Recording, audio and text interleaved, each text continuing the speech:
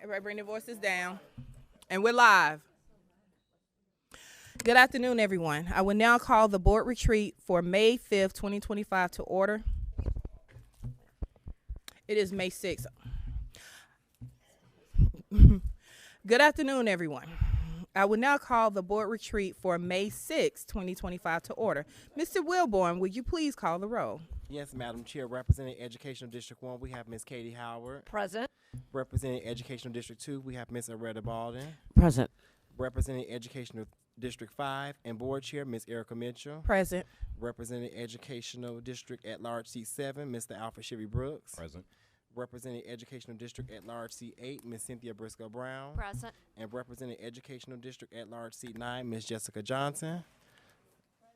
And also present is our Superintendent, Dr. Brian Johnson, and our Madam General Counsel, Nina Gupta. Madam Chair, you have a quorum. Thank you, Mr. Wilborn. We also have coming in shortly Vice Chair McDonald and Board Member Dr. Karen Zeff, correct, will be in attendance, and Board Member Toten Pace.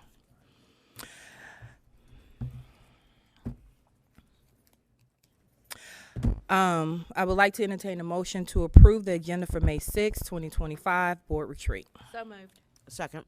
Properly moved by Board Member Briscoe Brown, second by Board Member Baldwin. All in favor say aye. Aye. Any opposed? Motion carries. We will now move to our discussion item. Please note that documents are located within Assembly, but board members, you have a booklet in front of you of the agenda items. A is the 2025 to 2030 APS, Atlanta Public Schools Strategic Plan Review. Item B is the draft board self-evaluation. Now we'll continue to review these topics. We will begin with the 2025 to 2030 Strategic Plan Review. Dr. Johnson, I will now turn it over to you and your administration.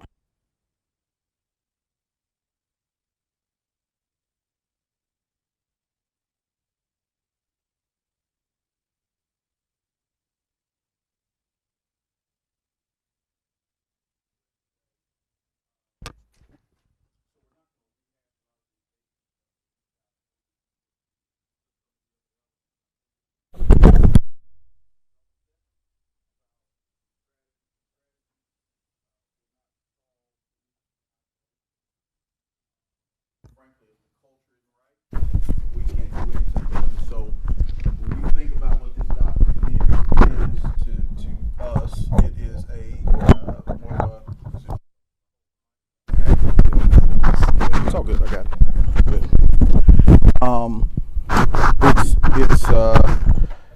It's really about making sure that we have established a real culture that positions us to be successful. And so I think as we go through this today, really our focus is around the culture of APS and making sure that we position ourselves culturally to actually implement strategy as we go forward. Go to the next slide because it may be you. So talk about, you're going to speak into the mic, you're going to sit, you're going to stand, you're going to sit? All right, I'm a stander, so sit on. Hey, good afternoon. Walked through a little bit yesterday, but just wanted to share, remind people about our engagement as well as what's in front of you. So in front of you is a one-pager of the strategic plan. We're going to kind of break it down piece by piece. The first tab and also in Assembly is the presentation. For this slide is about our engagement. So the full engagement report is behind the second tab, and you can flip through and see some of the numbers and information. This is also on our APS Connect's website, as well as summaries for each one of our phases of engagement. From the beginning, phase 1 was this fall on our needs assessment, which was primarily focused on our superintendent's listening session and our 100-day plan, which, speaking of, is the last tab. If you want to flip through any of the data or information from that. And then phase 2 was the board-led sessions on values and visions. So I have the summary of the work that the board did on their survey and feedback as well on that report, engagement report, and then diving deeper into what our priorities and focus areas should be. And the community can find it at the APS Connect's website as well as this Assembly. As shared last evening, what we were grounded in was one of the focuses was for us to keep it simple. We went around and around on all different kinds of phrasing and words and graphics, and at the end of the day, it was like, well, what do we want to do? What should we be doing? What's our role? And it's we are educating and empowering Atlanta students to shape the future. We are Atlanta's public school system. So you see a focus on Atlanta, which came up as a common theme, a focus on shaping the future, rather calling out specific paths for that future, but just shaping both the future in our society as well as an individual's future, and importantly, focusing on educating and empowering, which is what our role as a school system is for our students. We also added the words in "we" because it does take more than just the school system and the school system staff to do this work. It involves families and communities, partners, the city, in order to achieve this. We are a community of believers getting back to basics. This is the core theory of action and focus of our strategic plan. These are two elements that were birthed from the 100-day plan and the state of the district, a focus of getting back to basics, back to the foundations. You'll see that that was also a huge focus of the FY26 budget. But then also, in order for us to empower and educate Atlanta students to shape the future, it will take, like I said, a we, and that is a community of believers. So building off of Dr. Alonzo Krim's quote on community of believers, taking the city, philanthropic, civic, family, communities, neighbors to do it. That's what this plan is a focus of. And with that, I'll pass it to Dr. Johnson to cover these. Yeah, one of a couple of the things I mentioned, Travis, when we start talking about this, we know we're going to have outcomes focused goals, and I'll be very frank, like I don't have a ton of energy around what the goal is to the nth degree. Just pick it. Like, let's just pick something and let's go chase something bold. I ain't come here to do like incremental 1 point. Now, I'm gonna frame all this up now. Now, don't fire me if we just y'all fire me when you want to, y'all my boss. The truth is, like, we need to be bold. So you'll see that in our goals, right? You'll see the academic methodology, but then you'll also see some other things. I tend to believe that folks don't folks will come because of money, folks will come because of numbers and all the things. People stay because of culture. And I also believe that we have a responsibility when we look at goal setting and what we want to achieve to think about that we that Travis spoke to earlier and the collective we. Hello, remember, sir? You can sit right there if you want to. I'm going to stand most of the time. If you're more comfortable right there. I mean, that's my seat, man. That's what that means. All right, so make an entry. Make an entry, Ken. So we really think it's important to not just talk about. We're going to talk about the numbers, but also to talk about, like, culturally what we want to achieve and do, and what it represents, what's up under there. And we'll get to that here in the next slide. It's not in your presentation or your PowerPoint that's there, but we've got some of that up here. But you'll see us talk about, thinking about, when we think about the PK 3 and 4, which Travis spoke to a little bit yesterday, the average teacher salary of $100,000. And really, again, when we think about PK 3 and 4, we talk about third grade literacy. The real challenge and charge for Atlanta and its children is to get upstream as much as we can, and to really do something to affect change on the front end while still being really intentional while we have them on the back end. When we talk about a $100,000 salary, it's not just, oh my gosh, we want to see our teachers at a six-figure number. It's about the fact that we want the best and the brightest in front of our best and brightest, and we want to retain those best and brightest, because teachers have the most significant impact on student outcomes. And so we want to be intentional about recruiting with a high level of expectation around performance. When we talk about implementation of individual success plans, the unique thing about Atlanta Public Schools is the 50,000 student district. It's a large city that plays in a large, on a large scale, but we've actually got an opportunity to get our arms around each of our students and to create some coherence in the application of resources across all of our students. And so there's some redundancies, there's some lack of visibility, there's some siloed work internally and externally that's happening in Atlanta. We've got an opportunity to get our arms around that.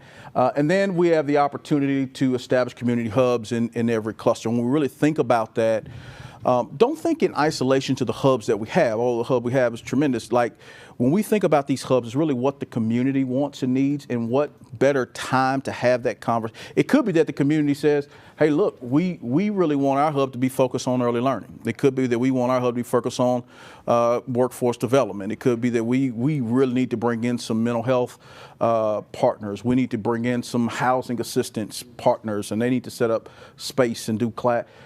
What better time to talk about that than in a season when we're getting ready to go through a comprehensive facilities review and to think about how we use our resources for the community good, okay? Next slide. So as we think about that, one of the questions that came up last night is where's the research? And we think, some folks here, we've started down the road here. I kind of spoke to it, but there is a body of research. And let me be clear, when you look at PK3, you look at the research, PK3 and 4, you can find varied research. For everything that is a pro, there is a counter. Okay, let me just disclaimer, that's always the case with like everything. Vegetables are good. I guarantee you there's some research out there that says vegetables are bad, right? So I hadn't found it or looked very far, but somebody somewhere is saying that. So we believe when implemented appropriately, right? And not just when implemented appropriately, but when continued. What you find in research is, and I don't want to go too deep because that's not for this research, but there's research out there that speaks to pre-K 3 and 4 that says students make significant gains in pre-K. You see it in year 1 of kindergarten, and then they lose that traction. Not necessarily lose the game, but lose the gap closure that's happened as a byproduct, frankly, of what's happening in those early grades instructionally. And so we've got a responsibility to make sure that we have the right level of energy around what we do prior to entry, and then we have the right level of energy upon entry. And so we've got to get both of those things right. But the further upstream we can get, absolutely the better. I spoke to the 100,000 goal. Again, we want to set some bold goals. We want to get hold of our of doing some really big things in that space, and frankly, leading the country. I believe APS should lead the country. I told y'all during an interview, I believe we should lead the country. When you want a superintendent, I believe you should come to Atlanta Public Schools. We should have that kind of leadership team. When you look for great teachers, you should come to Atlanta Public Schools. This should be the highest concentration of teachers that can work with students that sometimes have the most challenges. We have the highest and the best concentration of those teachers in the country. This is what Atlanta Public Schools should aspire to do and be, and so we should set bold goals in that way, okay? Same thing with community hubs. We should have the highest concentration of leveraging our community resources for the community good of anybody, anywhere. Every major city almost in America is dealing with the reduction of students in their enrollment numbers. Everybody's dealing with it. How they're attacking these issues. The other thing I'd bring up about this is, and this is getting more into facilities, which I don't want to get into until I guess they'll do that start Thursday. But I think we should be thinking about really how we leverage our resources for community good. Even when it gets to things like affordable housing for our employees, we should be having these conversations with a level of intentionality, right? What if a teacher could get an extremely affordable housing experience and make $100,000 and, be in the community where they're serving the kids? Like, there's this work that doesn't last forever, because eventually you have kids and you get married and, you know what I mean, you may want something different. But man, what an incredible experience. And then the individual success plans, there's a body of, research around just more than anything, alignment, but then also intentionality of making sure that the left hand's talking to the right hand so that you're applying the right strategy to enforce students. Go to the next slide. All right, so focus areas and strategy. We'll spend some time here. Please chime in. We got some experts in the areas in the room, and so let's feel free to cut me off. So our strength is our team. Our people are our absolute strength. Okay, and so how we kind of orient you to the strategic plan. Challenge Travis and team. The team did a great job of getting a ton of input from community and kind of working through that. But our goal was to, as he spoke to earlier, be really concise and be really clear to try to reduce education. I don't call it jargon, but we're good at like acronyms and are there any acronyms in here? CTAE, we got to get that one out. APFE, well, we spelled it out. Okay, all right. We got to get CTAE out. But to get all of our education stuff out and to make sure that if I'm a 55-year-old man in the public that doesn't have any kids in APS, in every case, I pick this up and I can see why I need to value public education and I need to value Atlanta's public school system.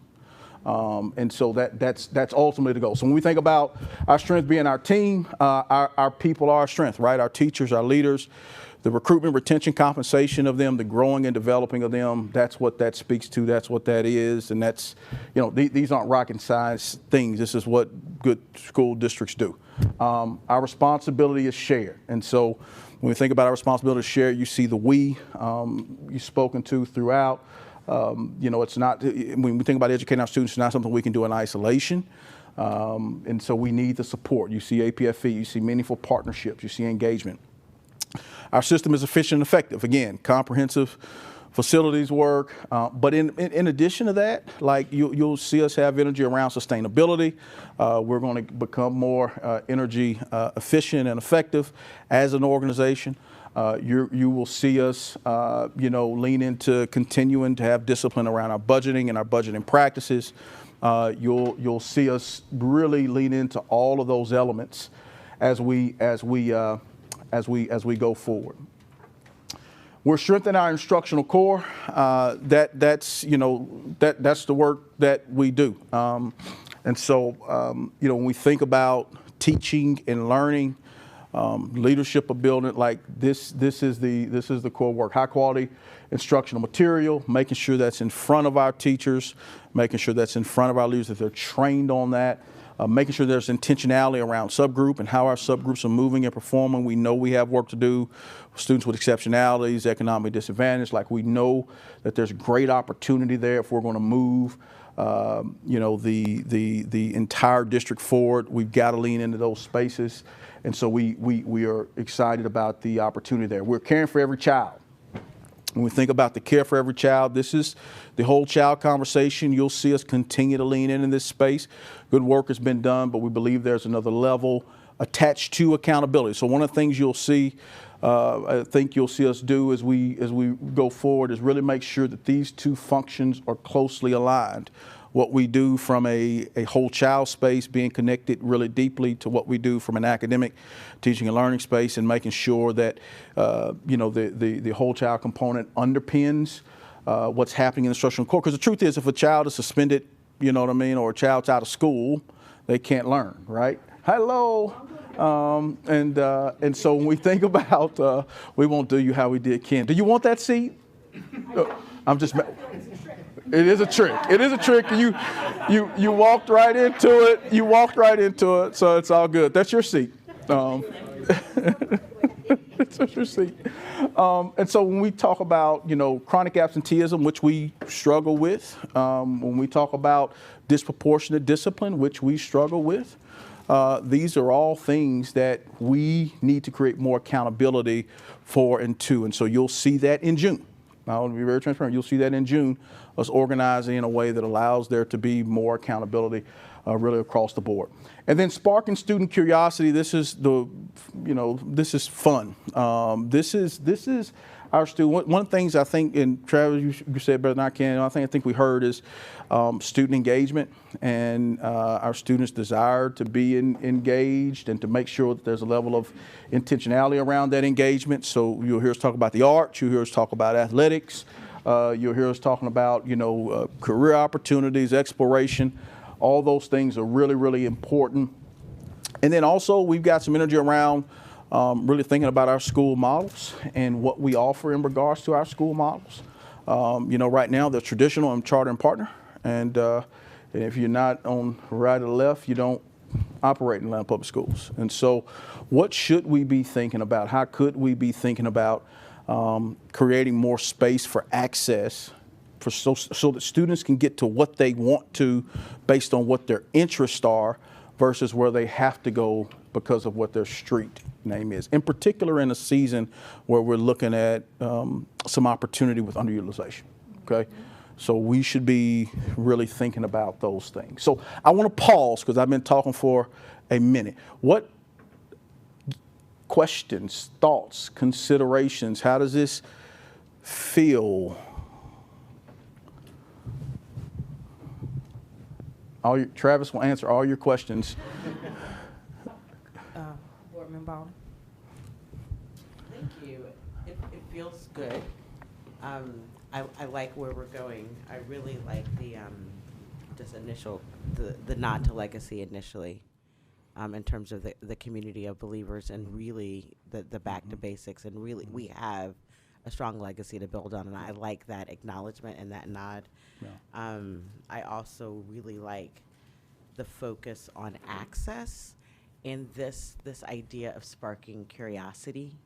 I think that's a very rich area, so I'm excited about where this is going. The community hubs as well is incredibly exciting, and just thinking about within this process, this is such a great time because we're looking at everything right now in terms of how do we best utilize all of our resources to serve our community. Absolutely. I will say, just looking at a community of believers getting back to the basics, getting back to our core value as what we do as a school district is one, to educate, but also to serve the students and the community as a whole. And when I look at the strength of our team is where you're going to make sure that you have the most effective team to carry out this mission, to help our students reach their full potential. And it's a shared responsibility, meaning that everybody is accountable, from the board on down to the parents. And ensuring our system is efficient and effective, that it is operating with integrity and leveraging our assets.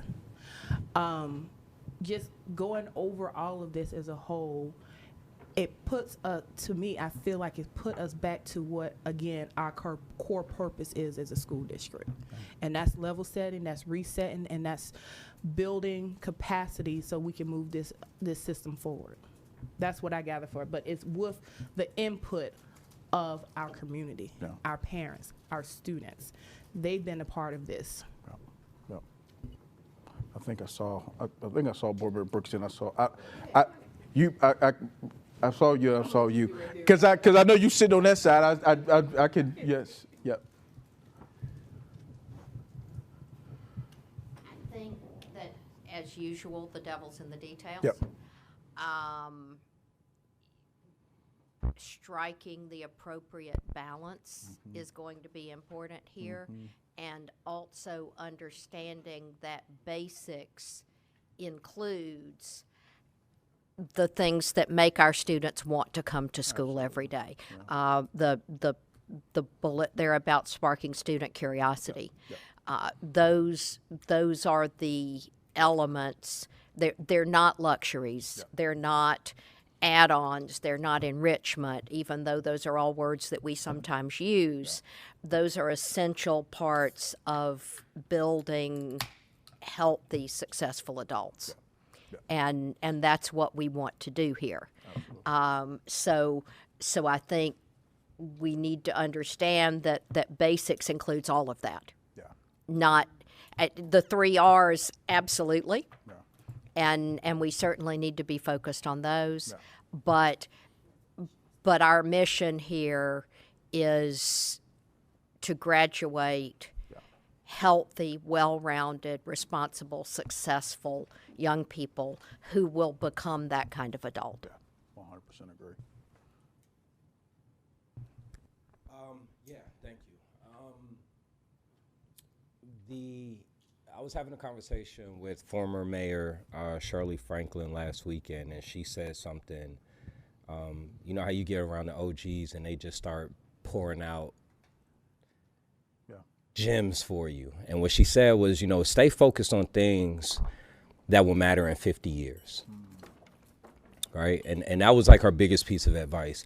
And so, you know, in the very last, I guess, parentheses, you see the School of Arts, School of the Arts. And I know there's been a lot of conversation around an arts-themed school, et cetera, in the city, some with some very hefty price tags.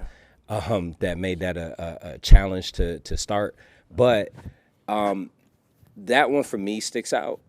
I think one of the biggest missed opportunities in our district is being the city of Atlanta, where our biggest export is music and film and culture, but our schools, not one high school, is focused on preparing our kids for the industry that our city is known for. Yeah.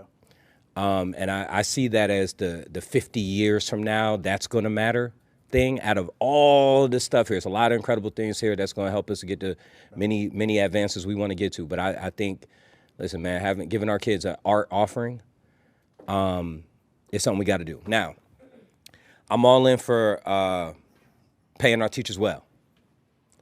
And to board member Cynthia Briscoe-Brown's point, the devil sometimes is in the details. And my question kind of is, you know, what does it cost us to get to an average of 100,000? What is the pace of increase? And realistically, how many teachers are we talking in total to make that feasible? Yeah, so the devil can be in the details. I'm casting vision right now. Right. like, let me be clear. I know we want to jump to detail. I want to be real. Like, yes, you're right. Right now is about getting the vision right, getting the culture right. If we say, like, and you're gonna see that in the goals, because we're gonna be aggressive in the goals. And you know, I think it's important for us to put some stakes in the ground and say our goal is to get to $100,000. And then somehow the details end up working out themselves. Like if we get really, really efficient and effective, right? And we stop redundancies. And we come over here and we deal with, you know, like sustainability. And, you know, we keep lights on all day and night in APS, which is like blowing my mind, you know, in some places.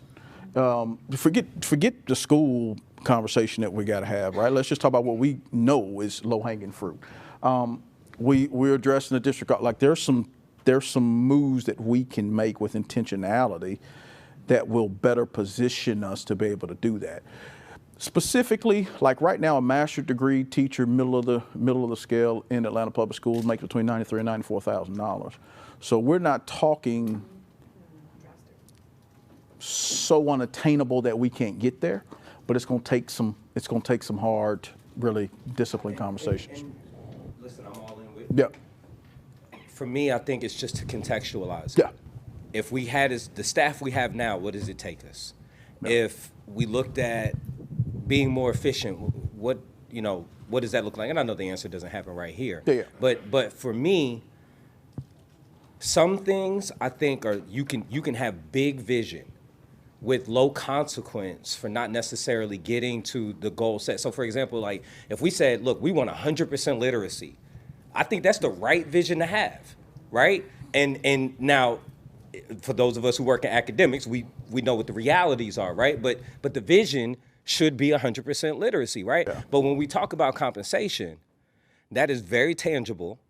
People are going to count on it, and so I think some visions have to come with real expectation, yeah, and explanation.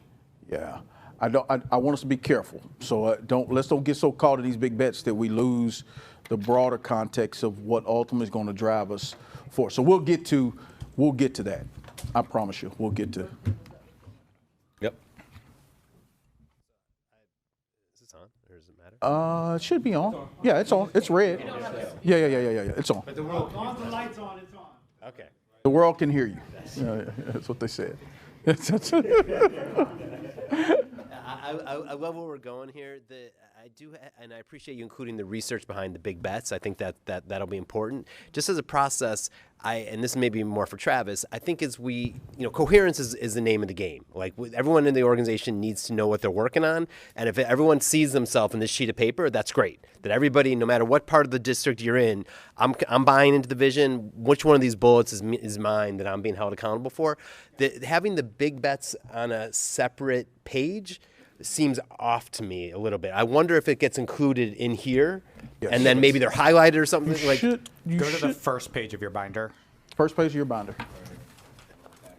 No, front. Right here at the top. But if this is the, I guess, yeah. So no, this is just the deck we're presenting for you. Okay. This is what everyone's going to see. Okay. And then just the other thing that's not on here that I think, and maybe it's buried in increased access and engagement, is something around the Go teams. That we have made a contractual commitment and an organizational commitment to building up our Go teams, and it'd be great to see that represented here. Unless I'm missing it somewhere. Is Travis looking for it? No, you don't see it, Travis. Got it. Awesome. I also think I think one of the unique things on this, which this will be both a challenge but also the added value of a plan like this, is if you read some of the wording of the individual bullets, it may not be super clear that one person or one department is responsible. It's going to force cross-functional collaboration, which previous plans may not have. They have been very easy to say, okay, IT, you do this one, HR, you do this one. So there are going to be, as we build out the details of each of these bullets, there's going to be multiple departments and actions within each one. And let's be clear, just because we are not necessarily saying something on, because I push us here, let's get to one page. Just because we're not saying something doesn't mean we don't value it. Like, we don't say yellow school buses, but I value every bus driver that got up this morning, even the one that almost ran me off the turning lane because she was on a tight curve this morning. I had to back all the way up, and fortunately the lady was very, very nice behind me. I was like, please. And I'm the bus driver didn't even know she was about to hit the, it was all good. She was doing a good job. She was doing a good job. The spot was real, real tight. But it was really, really, really tight. Such a small car. Well, it wasn't my car. It wasn't me. It was like this little, anyways, I digress. But really, when we say we, it's implied. It's we, you know what I mean? And so whether it's Go team, bus driver, it is a collective. And I think that's an important element. And to Travis's point, the integration of the teams here is important, because you can't do one without the other. You heard Tracy last night as he was talking about facilities. The first group he met with was academics. Most time those kind of folks come in and meet with, I want to see your facilities guys, I want to see your enrollment numbers, your projections, your da-da-da. It was like, okay, let's talk about your academic programs. What's important to you all academically? Then he met with cluster superintendents. And so, yes, that's a value point we can look at, whether Go teams explicitly are stated or we are really intentional about articulating it as we go through here. I think it's an important step. What else? Go down the row. I love it that, like we've all said actually, that ownership it's everyone's responsibility. And you're really calling that out, reminding people this is their school system, even if you don't have kids in the system, it's yours.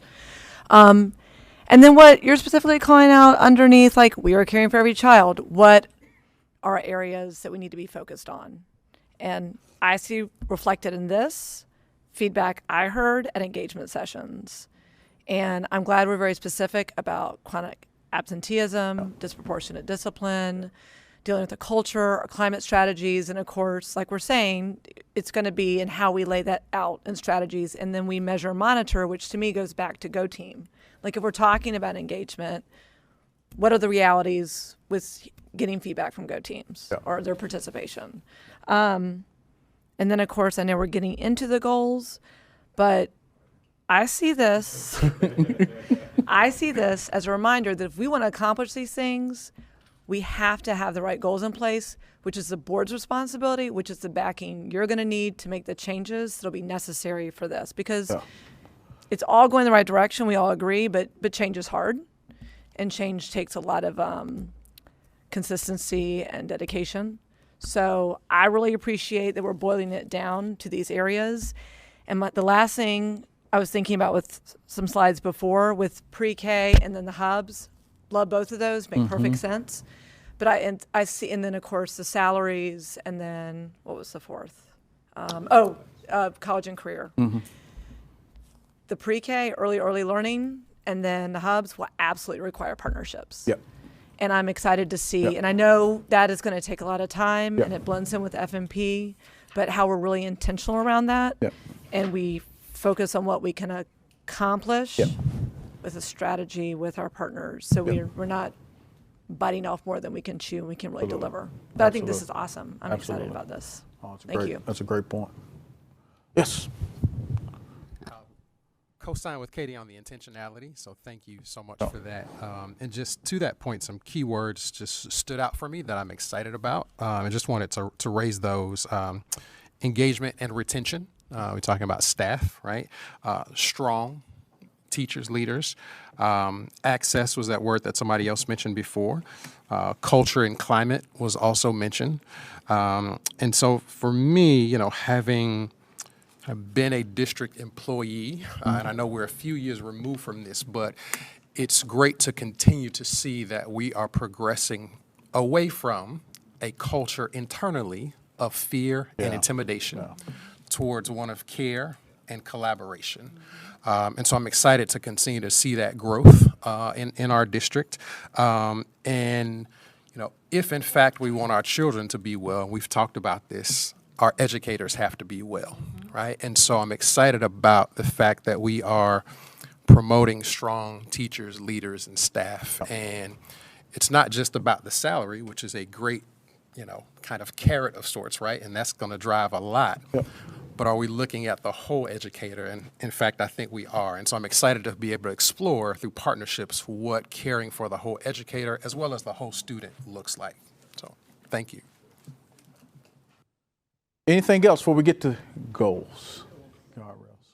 I'm just going to say that it is refreshing that we are taking the positive approach, right? So we have truly kind of made this student outcomes focused our own and doing it in Atlanta's way. And I appreciate that we are speaking what we want and not what we don't want. Right. It's easier to speak Yeah. and to internalize. It is. Yeah. Yeah, it's a culture doc. Like, it is a culture doc. The numbers will come because it's a culture document. All right, let's go to the next slide, because I'm gonna tell Chevy how we're gonna get to $100,000. You gotta be able to explain it. That's it. You don't have to explain it. We putting a stake in the ground. All right. Which way do I go? All right. So I think it's important as we speak historically. I think it's important to point to former board chair Benjamin Elijah Mays. Right. The tragedy of life doesn't lie in not reaching your goal. The tragedy lies in having no goal to reach. It isn't a calamity to die with dreams unfulfilled, but it's a calamity not to dream. It's not a disgrace not to reach the stars, but it's a disgrace to have no stars to reach. For not failure, but low aim is the sin. So when we talk about assessment, understand there's like, and this is watered all the way down, but I'm gonna give you the watered down version. I think it's easy. There are really three ways we look at it. You have the school level, district level, and state level, right? And so you have what schools are doing in the classroom, be that the day-to-day formative check, CFUs, or be that a end of unit, end of chapter, whatever it is, assessment that a teacher gives. And that's to monitor and adjust on a regular cadence and basis. Frankly speaking, we should be adjusting every day, all day, as far as what's happening in the classroom. And then we have a district look. The district outlook is, a little bit to predict. I like to be able to predict so we're not out in the cold, but also to be able to respond. And I kind of spoke to this last night. Like, one of the areas I believe we've got some opportunity is to understand how we look as a district from a standards view. And we've got some opportunity to lean into that. Schools are really driving at that, and they're acquiring different things to try to get a clearer view on that. And I think we've got some opportunity to continue to help and to lean in. Here it'd be MAP. is, you know, kind of the district view that I'd use as an example.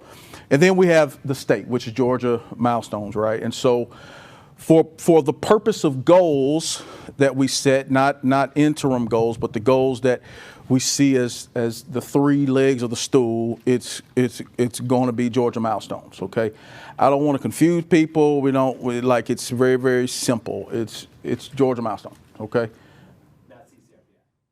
Well, CCRPI, I'm sorry, for college career. Yeah, well, milestones, the assessment. Well, milestones is part of CCRPI. Correct. So when you say state accountability, though, Correct. we're actually held to CCRPI, Correct. which is part of it is So let's get to it. So we better explain. Advanced. Yeah. So let's start with literacy. Okay, let's start with literacy. So our dig team said we asked them for three things. We asked them for low, we asked them for medium, and we asked them for high. Okay. All you have before you is high. Because if y'all want to go low, we can go low. I'm gonna so we can get this incremental. We can go 2, 2, 2, 2, 2, or we be really bold, right? So this is the high, the aggressive. The aggressive says that we sit at 36.2%, and that from an aggressive clip, we'd be at 54.2% by 2030. Okay. This is the aggressive form. We're a little beyond aggressive. We propose that we look at a 20% increase. Okay? 20 point Total. Percentage points. Percentage points. 20% increase is a difference. Sorry.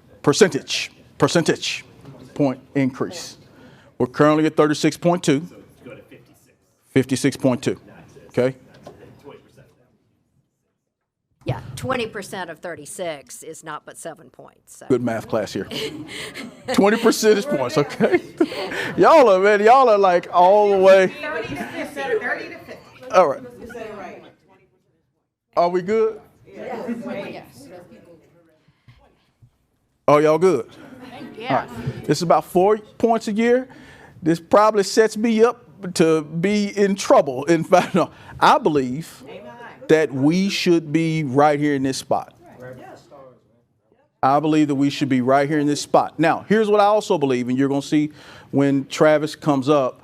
I believe we should be reporting on a year-over-year basis, mid-year and end of year, in regards to how we're doing, while we're on track, while we're off track, what we're doing about it if we're off.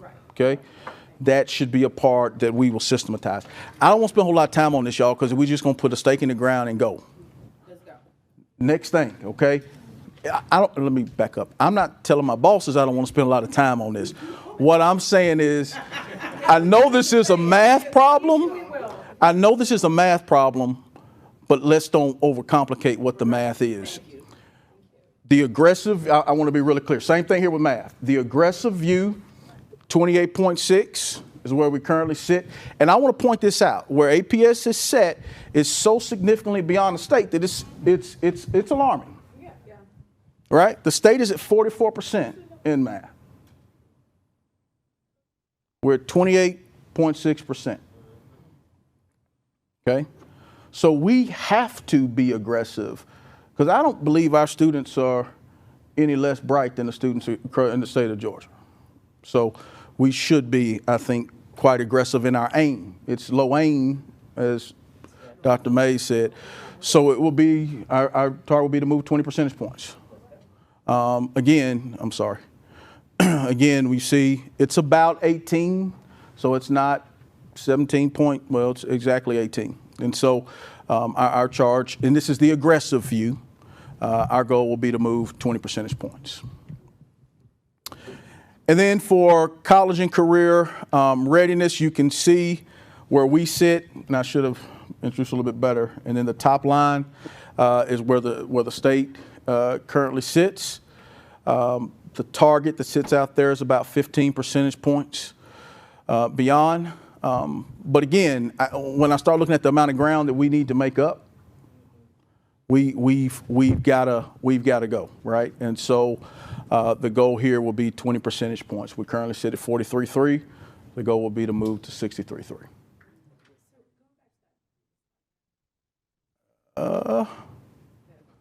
Let me. Yep. So State's currently at 58.2, and we're at 43.3. Is there any known factors?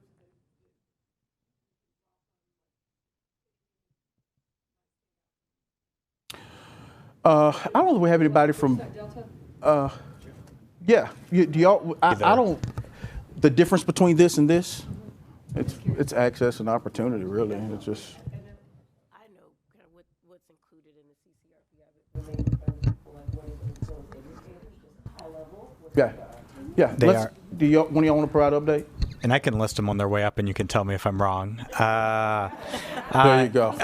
So entering TCSG or USG, University System Georgia, without needing remediation, a readiness score on the ACT, SAT, AP, or IB, end of pathway assessment, work-based learning, military readiness score on the ASVAB. So meeting at least one of those indicators. The one that's not mentioned there when we talk about it's the E, it'd be the entrepreneurship one, but it's hard to get arms around. Like, I don't think we should confuse people. I'll be honest. I think if this is going to be our North Star, it should be our North Star, and like people know what they're chasing, right? I said no, there were certain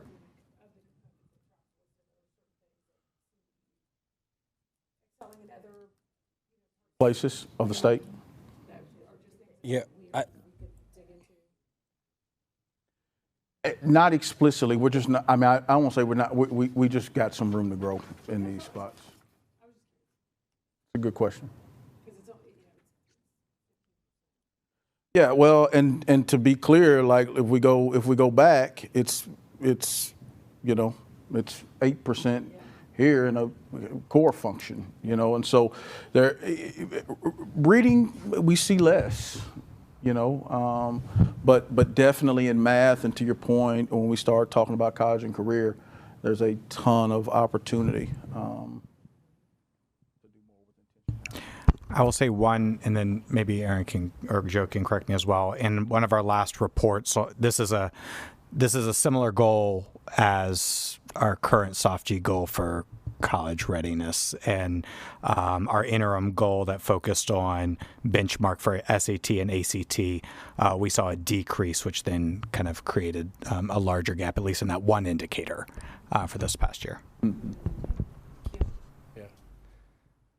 As a teacher of seniors and also someone who had to take the 100 level classes upon going to undergrad, I know all too intimately the additional tax on many of our students. Yeah. Even once they get into school, having to take those classes that don't count towards your college credit, but you still got to take them and pay for them. I'm wondering, and this just kind of put it out in conversation, if we could start being thoughtful about remediation for college entry exams. I've not really ever seen that effort, and not only would no, I'm talking about so you've done your SAT, you've gotten into a school, you're about to enter into Georgia State next year, but over the summer you got to go there and take an entry exam, so that basically a placement exam, right? A placement exam. So having remediation for the placement exams, leading it through the summer, right? So that, because we're getting dinged on CCRPI because of how many kids are having to take 100 level classes. And so I think that's something we got to get smarter about. I'd like to double click on that one, especially for students interested in going into that STEM area.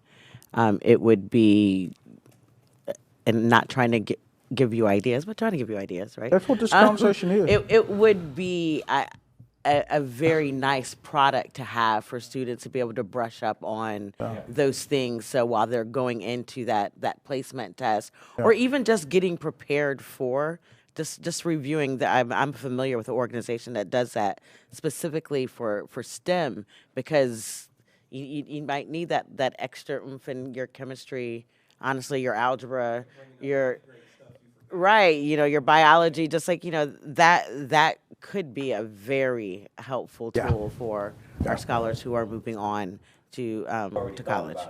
No. I like. So it's funny, right? Like I was a value statement. It's funny when so I heard in a training when I first got here that the strategic plan is the superintendent's. I think it's a huge mistake. Because if you're not giving me ideas, we can't move the district forward. And so I hadn't thought about that or half of the things that have come up today. That's why we're here capturing them, because this is going to help inform where we go and where our students' biggest gaps are. There's a ton of opportunity in this space, but frankly, there's a ton of opportunity in multiple spaces. And again, I don't want to simplify, but I've just kind of gotten to the place in life where I don't want to spend a whole lot of time arguing about 17.2 versus 21.3. Like at the end of the day, when I look at the numbers being where they are, we've got a lot of work to do. So let's just go do work, and let's say we're going to go get 20 points and figure it out. You know what I'm saying? Preparedness ties back to on the getting back to basics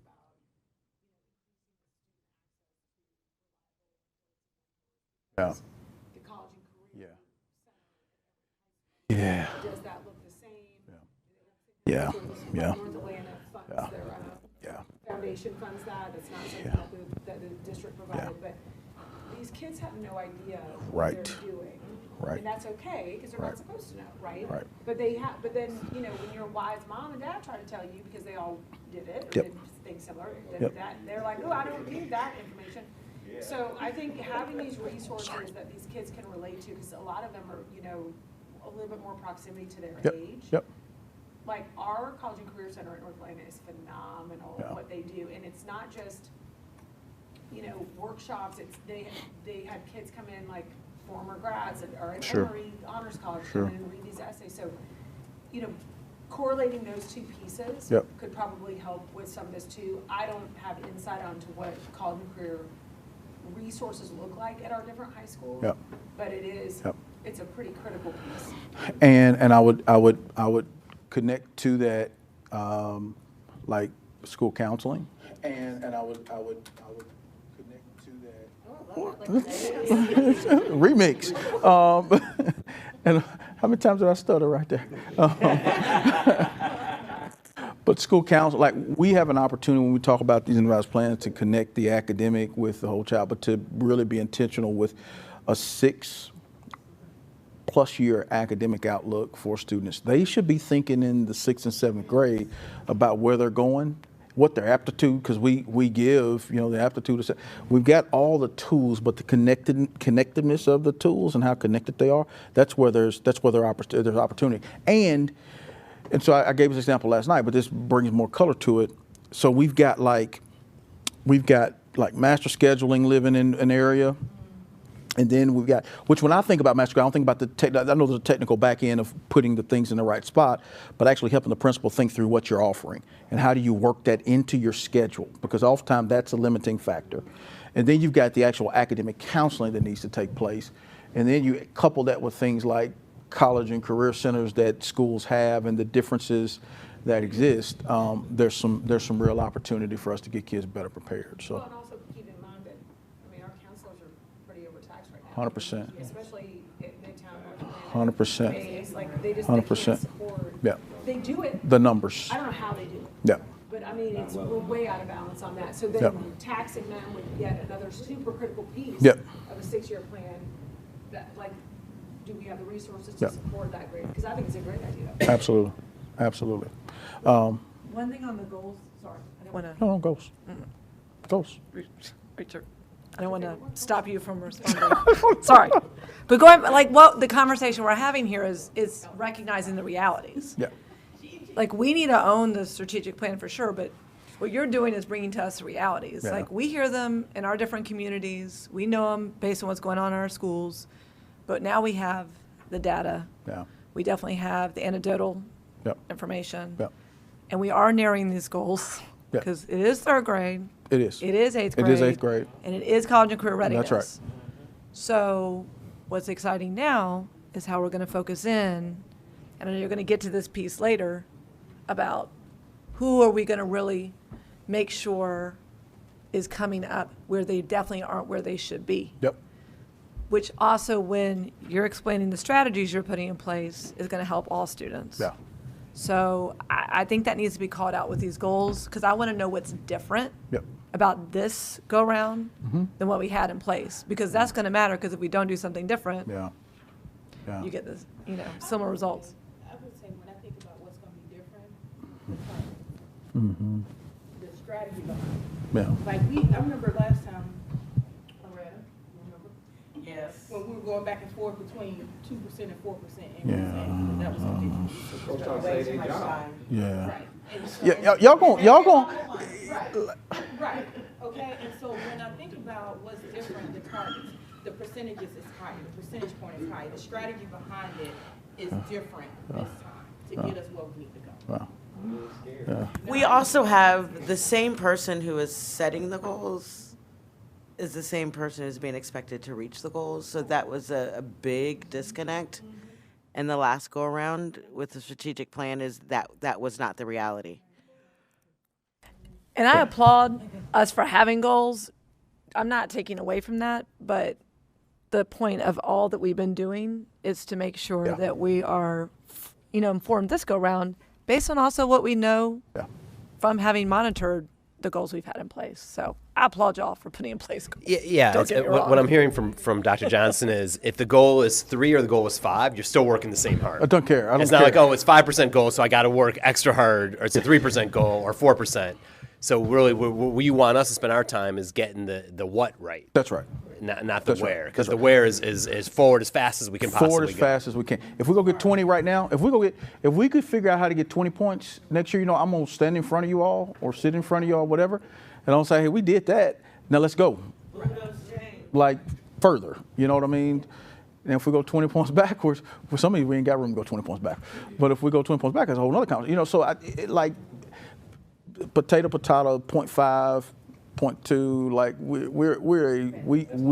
we need to move, and we can't get hung on like this to move. Yeah. Yeah. So let's talk a little bit about how we monitor, because I think it's really, really important. And I think you'll see it at the end on how we report out, because we've got energy around thinking about how we report this stuff to you all as a board. You all don't just want to monitor me, I don't think. You don't want to monitor our district in isolation on just math, English, and science. I heard you all, math, English, and science, math, English, and CCRPI. I heard you all have some energies and some other things that scaffold into that. So, Travis, you want to talk about progress monitoring? Yeah, so now please, With excitement. your opportunity to share even more ideas on so, like Dr. Johnson said, we'll have like a draft calendar at the end of a proposal for how we would come to the board. But these are a lot of our key performance indicators that align to our strategic plan and then ultimately to our goals and our big bets. So as you read through them, please identify areas. We already got some feedback from community members from last night with some areas of improvement as well, and I'll mention that as an example. So within strengthening our instructional core, you'll see some early focus on kindergartners. You'll see examples of this is where a lot of the feedback on subgroup performance lives, both overall proficiency as well as growth of those subgroups. Also, you'll see number of schools identified on state lists like CSI, TSI. You'll see behind us we have a chart of schools that are at the forefront of our minds, and so keeping track of those, as well as in alignment with our focus on early learning, pre-K, pre-K3, pre-K4 seats. Under care, you have absenteeism, sense of belonging, focus on the disproportionate disciplinary action that we heard about, as well as some of the new things about access to mentors or those individual success plans, getting to that trusted adult piece and intentionality. And then under curiosity, and this is where we got some feedback that these measures lean heavily in the secondary space, but there's some opportunity here in the early learning or the earlier grades and elementary grades. Shout out to Dr. Margaret McKenzie for some feedback. Post-secondary enrollment, CTE, so some of the things aligned to the CCRPI indicators, as well as extracurricular activities. So we can pause here if people have feedback on what's missing, what should be shifted, and of course within each one of these we would build out what is the unit of measure, what is the current, what is the target, who owns it, how often is reported, those things, but just want to make sure we're capturing the intent. Yeah, Jessica. Yep. So under the first one, under instructional care, curious if we would want to call out access to quality rated PK like 3 and PK 4 seats specifically, because I think that definitely matters. And I know the city was doing some work around that. I'm not sure where they are in that process, but getting the city more aligned, and that would be really helpful. Okay. Under caring for every child, I mean, I see the access to mentors, but does that also include space for like the number of students who are accessing mental health resources within the district? I think that is something for us to be mindful of, because it comes up every time we interact with young people as a critical need. And then just under the sparking student curiosity, I think we might even want to, like, I mean, these are traditional ways, but there are other like credentials and resources that students can access, like ACT has work keys, workplace credentials that are nationally recognized that we might want to look into, because it's very affordable for students to be able to complete that diagnostic. Awesome. Can I ask a follow-up as we dive into this? Yeah. So for something like the mental health resources, do you recommend? I'm thinking of kind of on the range of measures of inputs all the way to kind of outcomes, providing access to mental health, the taking advantage of those mental health resources, or perception measure on they feel supported, that they have the resources they need. Where would you prefer the KPIs live on that spectrum? So I think because we already have a feeler in there, them feeling a sense of belonging, what I hear the disconnect is there is a person there, but that person is always busy, or that they can't get an appointment, or they can't be seen more than once. And so the consistency of that thing, and so I would want it to really be around the number who will get active support or something around, I don't know if people want to chime in there, but I think, it feels like in some places there's bare opportunities. Like, oh, well, did you try your counselor? And they're like, in terms of being able to really have the time that they need to process whatever they're experiencing. Thank you. Yeah. I would be concerned about tracking students' actual utilization of mental health resources for privacy reasons. And not so much the actual violation of privacy, but the perception of violation of privacy, and particularly in schools where a relatively small number of students are accessing those resources, that could potentially have a chilling effect on a student reaching out who needed to. I don't know how to fix that, and I agree with you, Jessica. That's what we keep hearing. But I'm not sure measuring how many actually access those resources is necessarily what we're getting at. Also, and the reason I had my hand up to begin with is I agree completely about the addition of quality rated on pre-K 3 and pre-K 4 seats. That's something that our partnership with Gears, I think, could be really helpful in,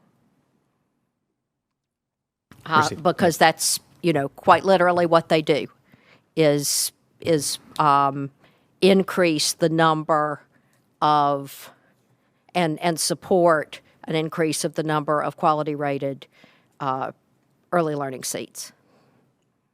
So that might be a place where we could reach out for both information and assistance in in both setting that measure and then achieving it.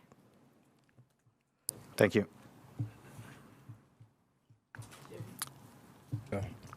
I actually would like to see a connection of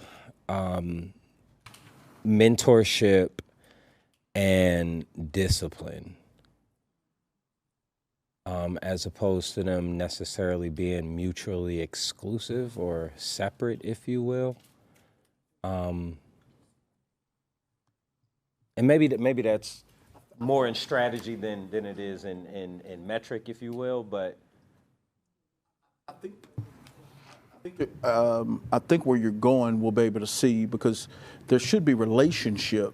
Like we would think there will be relationship and reduced discipline, right, as a byproduct of mentorship. You know what I mean? So I think being able to But I think what's most important is knowing that, like, the students who are requiring disciplinary action, that part of our restorative practice is to link them with mentorship. And then I think to be able to quantify what is the impact of it, I guess. And if we're only looking at percentage of mentorship, that's like everybody. So I don't think those are two in the same. And again, maybe that's not a metric for this. Maybe that's a metric just for discipline. But that is something that, for me, to your point, like, I think we would expect there to be a positive correlation. But how would we know? Yeah. Right. And that's good to know, too, right? I think. Yeah. Yeah. Yeah. But then what about kids who are maybe a little bit on the corner, who like don't have a debate coach or something like that, right? So that ties back to just how do they access these other adults who are Goes back to quality. Yeah. Yeah. And so I think we should open this up to say mentors and. Did I blow it up? No, you're good. What was that? What was that sign? That's like LeBron James when he gets the stuff on his hand. I literally had written it, and Board Member Baldwin had actually said it right after I wrote, like, define mentors in the measurement. A number of these things we don't want to. Oftentimes we prevent ourselves from measuring something because we don't have a current way of measuring it. Yeah. But if it's important, then we should figure out a way to measure it. So I think we should open this up too. And when we think about mentors, it shouldn't just be like this person comes from Big Brothers Big Sisters, 100 Black Men or whatever. If it's a coach, a sponsor, the whole goal is for our students to be engaged in things to. And so I want to speak to the interconnectedness of how you think about this. When if I'm connected to a thing, my curiosity is sparked, which is not even on this one, right? Like it's not up here. Yes, it is. I'm sorry, it's not at the bottom. I'm thinking about red. I'm absent less, right? Like discipline's better, so there should be some connection. So I appreciate us talking through that. Effectively, we're just asking, like, does every student have a person? Essentially. Right? That's like really what we're saying. And that is one of our biggest gaps, is that unfortunately every kid does not have a person. Yeah. And typically our kids who are struggling the most are the ones without one. And connected to the individual success. That's right. Okay, come on, weave that thing. Weave it. Yeah, I'm just saying. But I think it goes to also like that doesn't make much of a difference. But I think it goes also to the whole concept of like people support what they feel like they create. Yeah. Right. So these kids just having like some skin in the game beyond just like going to class and having tests. Right. Like maybe there's some relationship and maybe that mentor sees a thing in that student and then they're like, oh, maybe you should, I think there's a pathway to like getting them more engaged, but like you really got to pull some of these kids off the sideline, right? And even as adults, there's adults that we're like, I'm going to pull you off the sideline a little bit. But I think that mentorship piece, I mean, you think of like the extent that these coaches alone go to. It is unbelievable the reach they have with these kids, but their influence is powerful. It is. And the leadership, like these kids have to see leadership outside of their own household. So I think that's a really important piece. That's all kids, right? Every kid. I'm laughing as a dad. Right? My son will tell me stuff that another adult told them and that I've said 52 times. My coach said X, Y. I was like, really, really. Okay, what else on here? Just what, Yep. for me, it all comes back to coherence, and Yep. that this links very tightly to whatever page the list of the community of believers, Yep. the 6 pieces. Yep. And so when at board meetings, I'm less interested. I mean, we can report on this, but what we want to talk about, I think, are the strategies that you're trying to do to move these things. That's right. What do you need from us? What's That's right. working? What's not working? That's right. Because by this point, it's kind of too late. That's You know, right. this is more summative. I mean, it's interesting, and we should know it, but I don't see. I would check back to what you've written on this page for alignment, because it's not as tight as I think as we'd like it. Travis is making a face. Maybe you see it is, but I like, tried, but yeah, Well, we'll go back to it. so also, yes, keep going with that. Well, thought, and I wanna- that's because these are the things. So you've got, you're doing a few things on, let's see, which ones, like climate, implements cultures, so how are we measuring climate? Where's the climate measured here? Students who have a sense of belonging, okay, maybe for teachers, that's mentorship. I guess just really everything should be mapped. Yeah. Got it. Because that's like, there's a theory of action here. The theory is that if we do these things, Correct. it's going to move these things, which is going to move our big goals, Yeah. right? Is that theoretically, not necessarily with purity. it's not Not but with over time, 100% purity, if yes, we do all these things, Yeah. that will show up along the way with growth here, which will show up in 5 years or some period of time Yeah. on the big goals. And so I would just want to make sure that those are Yeah. Yeah, and one, board members, one way we did it, but I'll make sure that it's really tightly aligned. It was not a bullet per measure. It was this group of things, caring for every child involves these strategies, and we would measure that bucket with these measures. So it wasn't really a one-for-one. It was a bucket by bucket. But I'll make sure that, particularly that culture one, I think stood out. And but what I'll we'll also make go sure. back and cross-reference is that if I hear your point on, does each focus and strategy, does each strategy sitting under a focus area have a key performance indicator that is aligned to it? That should be a check, as in yes, right? Because if we're going to have the 3 strategies that are under we are going to care for every child, if we don't have a way in which we can directly cross-reference to that, but there will be, I guess, to Travis's point, it's not one for one with purity, but there should be something for each one. I appreciate that, and I do see it. But like the first bullet is implement high quality professional development for teachers. So where would I know if you guys nailed that? Like, how would I know that you need more resources from the board, or you need more alignment from the board? I mean, I guess we could wait till milestones. Milestones feels very far away. Yeah, but you're going to get some interim reporting. So you're going to get a mid-year. You're going to get a mid-year. We're going to go through calendar in a minute. Okay. And that calendar will lay out. Like. Something on professional development. Well, I'm not as concerned about. I feel like our professional development is driven by our indicators of results. So I would go back to the assessment, and I would say, okay, on MAP, the winter administration of MAP, we saw, and I don't want to use MAP because we don't get as clean a standards report, but on a benchmark that we gave, we got a really clear indication that in English, here's where our 8th grade math students are. English, we took math. So our 8th grade math students are struggling on the benchmark, and this is what we're doing professional learning wise as a byproduct of what we saw. To me, to pick on professional learning, and that's a bad one, but to pick on professional learning, I think about the performance being more tightly aligned to. I agree. I just want to make sure that there's alignment Yes, to yes, 100%, that we don't 100%. lose professional learning as something we're 100%, talking about. 100%. No, go ahead, Katie. No, and Shivi, you may be picking up on this too, or adding to it. I agree with Ken, and this is the great stretching part of all this, to see, like, again, like Ken's saying, what are we going to need to make sure we accomplish these things as we go through this? And I know we talked about absenteeism. Mm-hmm. You've got to be focused on that. Mm-hmm. But that is what can we influence? Can we impact? Like, Yep. what are inputs to Yep. make sure we have these So- outcomes? And I want to make sure that we're connecting those pieces, that we can monitor them and influence them. So let's do this, because I think it'll make even more sense as we get to the end.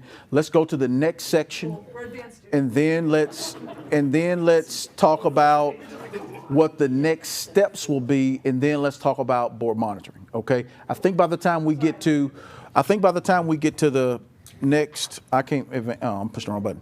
I think by the time we get through these, we get to the next step. I think it might connect, and if it doesn't, I know you'll let us know.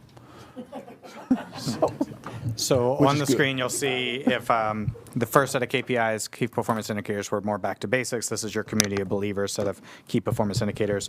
Our strength is our team, so that's a lot more of the internal focus, engaged staff, experience, teacher salary, principal performance. Under responsibility shared, you'll see our family engagement survey results, revenue, partnership fundraising revenue, as well as, again, linking to those community hubs. And then in our system is efficient and effective, this is where you'll see a lot of our operational pieces. So student perception of safety. I know a few board members are particularly interested in the fund balance use, so something connected to fiscal responsibility. We've also talked about zone students enrolled in APS, so choosing to remain in their zone school, bus arrivals, nutrition, getting to utilities. Dr. Johnson's already talked about lights, so talking about usage per square foot, as well as work orders, customer service, and then to tie into our facilities master planning, some of our excess facilities usage. And so that's our breakdown for more of the adult-focused performance measures. What's missing? I don't think I caught you last time, so go back and catch that one. And then Yeah, I got skipped. No, it's all good. It's all good. It's all good. Who's keeping count? Who's keeping count? No, it's all good. I'm on track even if we're not. The conversation around absenteeism, that was a joke. The conversation around absenteeism, a lot of times, like, our direction and our approach is accountability and, like, punitive measures over motivation. And I'm going to be honest with you, like, I'm going to be a hard yes vote on, like, another app to push, like, as a remedy for absenteeism, those type of things, right? Like, if we're not really getting into... You're a hard yes for that? I'm a hard no, excuse me. I said would be. yes. I was trying to follow I guess what you. I'm trying to say I is was trying- I was it's like, going to be oh, you hard to want get me another to app. yes. Yes, It's going to be hard to yeah, get I me agree. to yes Yeah. on another, you know, you're good. Come on in. On another Can't wait app. to hear this story. Yeah. On another app or another, you know, kind of, man, box checking thing, right? Like it just doesn't work. And so I'm just hoping that we're going to be looking deeper on that one. And the other thing is too, in the conversation around PD, and I'm just curious about this because I've never really seen metrics on effectiveness of PD.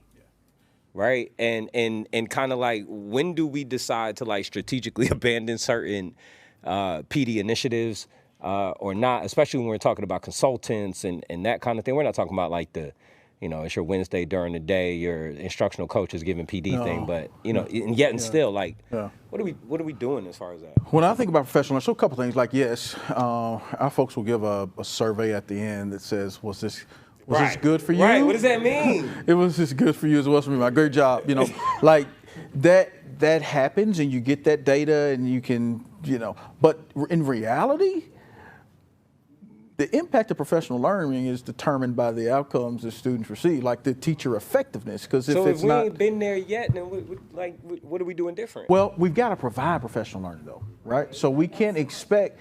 We're not absolving ourselves of the responsibility to provide professional learning. We are responsible for making sure no teacher shows up. I don't believe very few teachers, but very few adults in education show up to be unsuccessful for kids. It's our job to make sure we're supporting them in that desire to be successful in a targeted way. Where I think we can get more targeted is being positioned to deliver just-in-time training and development based on what we are seeing. Now, we've got some of that just-in-time insight because we can look historically at how folks have performed and out of anticipation of, okay, we're at that point again. We got a PL day. Let's pull people in. Let's provide some just in time on whatever the thing is, and let's make sure we're ready. But then we also want to be positioned to make sure that, frankly, when we get indications of performance, be it a benchmark, be it a unit assessment that's happening across, like when we get these opportunities to understand where our students are, that we can actually provide teachers with, okay, here was a very successful way that it was done, and let's talk about like what moves took place to get them there. So I think that's an opportunity that we have to be even more intentional. And we do some of that, but we can do even some more. I don't know who was next. Okay, yes. So I just wanted to give a quick example of professional development that I witnessed in real time. Yeah.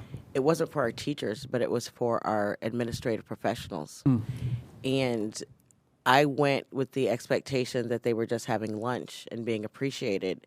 And it was a full day of seminars and opportunities, including resumes, their 30-second pitch in terms of if they're in the elevator with the superintendent, what is that 30-second pitch conversation? But ultimately, it was about preparing them.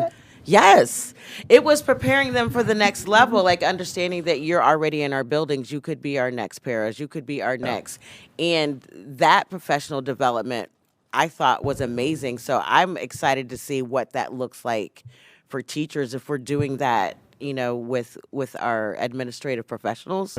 And something that comes out of that, a measurement could be how many of those people are moving up and through the system as a result of some of those interactions. So that example wasn't teachers, but it was an example of how we are feeding our employees with the intent to retain them. So you made me think about something. Let's add classified staff for retention. I think we 100% But sure. for me, I look at things like engagement, right? Like what happens with attendance numbers based upon what teachers are getting from professional. But I actually think that there are very quantifiable and relative metrics that go beyond how we feel about it, right? Well, let me say this. The teachers who are engaging to students consistently have students show up. And the realities are, especially with how our kids are with absenteeism, they're not necessarily missing whole days of school. They're missing first, second period, going to third and fourth period, or maybe coming to third period. So for those of us that know, that's how it goes. And so in that, the difference is, a lot of times, the engagement of the educator, the teacher who's in front of them, whether or not they have a connection with the teacher, those type of things. Because there are kids who are skipping class in other people's classes all day long. They're in school, but they're not in class. And that is an indicator of having teachers who maybe know the curriculum, but they're not giving it in a way that draws and retains and keeps our kids. And I think that's where we have to be so on purpose, because we can pick bomb curriculum. We can have new Chromebooks. We can have all electric school buses and bus stops with warmers and lights. But if the teachers are not engaging with delivering this content, it will all be for naught. So on absenteeism, so I hear you 100%. And I got high schoolers, I know. No, and they talk about it, but that goes back to high quality instruction and how we determine that. And yes, student feedback is key, but we also know elementary school students are reliant on their parents and family members to get them to school. And that's why I bring up attendance. Doesn't mean we shouldn't be focused on it, but we need to be very intentional about how we measure and monitor. And I agree with you 100% on having that high quality instruction. This is our opportunity to figure out how we determine that, because we're not just paying people $100,000. We want high quality instruction. That is correct. What does that look like? Going back to the PD, what are we going to look at to ensure we are keeping it, attracting it, going back to, even though that's kind of outside some of our scope, affordable housing, some of those things, but that's where we can get creative. With high levels of accountability. So remember, as we're setting key performance indicators, you can't just move this organization by moving math, English, and you can't move those three if you don't move the organization, frankly. And so we got to move the whole ship, which is why you see KPIs around operations. That's why you see KPIs around, HR. Like, that's a part of the sauce that helps you move forward. Is your hand up? I was just going to ask, and we kind of danced around a little bit, but percentage of engaged staff. So just defining engaged, very first. Well, like, what does that look like? Yep. So that would be via the survey, though, right? Yeah, currently we measure engagement through the Q12 Employee Engagement Survey, which measures on 12 indicators and then an overall engagement score. Wonderful. Yep. Thank you. And then, and to just kind of tout, the district as after 10 years of measuring, the district is at an all-time high for our employee engagement numbers, and in the 70-something percentile of all K-12 organizations taking the survey. excellent. Kudos. What you hear on the street? We can have a whole conversation on that. about that. Right. I feel that oftentimes what you hear on the street is the perception of few versus many, and I think larger scale perception surveys and conversations allow the quiet to give their feedback. Yeah, because it's like anybody been on like Uber Eats or Grubhub? Never. But a lot of times the people that are in there are like the subset of folks. Did you say nasty? I thought I ordered it last night. Oh, okay. I was like, nasty? What were you doing about last night? I was like, nasty. Okay. But the people that are giving the feedback, a lot of times it's folks that had bad experiences. It's like a hotel. It's a bad experience. And we've got some opportunity. Let me be really, really frank. We've got some cultural opportunity in this organization to get even better for our people. Yep. And Dr. Johnson, just as a final note, as we look at individualized student plans or success plans, I think it's a great first step to look at percentage of implementing those, right? Like how many we have in place, and then kind of forecasting for the future, like the actualization or the fulfillment of those plans, right? Like we can have 50,000 plans, but if we only realize 20,000 of them, like what are we measuring that against? You're talking about effectiveness of said plans, right? Absolutely. So I think one of the things I keep lifting up is you raise a great point. There's so much crossover with, like, for instance, to be real honest, half of the stuff that's in here, 3/4 of the stuff that's in here, are things that should be embedded, right? Like, so we should be working to improve this and, sense of belonging and, do you got a mentor or you got a plan? Okay, great. Like, like this is all, but I agree. There's absolutely something that we can and will lean into as we go forward. Yes. I do just have some curiosity, and again, I don't know if this fits here or somewhere else, but tracking the cost growth of our contracts. So, like, a lot of times we have, we'll have a contract with Apple or whoever it is, and then, the next year we're looking at an increase or something to that effect. And being able to track, like, what are these contracts doing? Like, where did they start and where have they gone off to? The amount of impact that they have on the amount of money that we're paying. Correct. That part. Because somebody might be running it up faster on us than others, and it's like, are these people? Is their cost increase or their price increase staying on track with everybody else, or are they kind of? Maybe we need to start looking at other vendors. Yeah, let's just add that we're making some pivots and operate, like, you're going to see a performance contract expectation. That part. That we're baking in. We've pushed a lot of contracts back already, just because they're multi-year.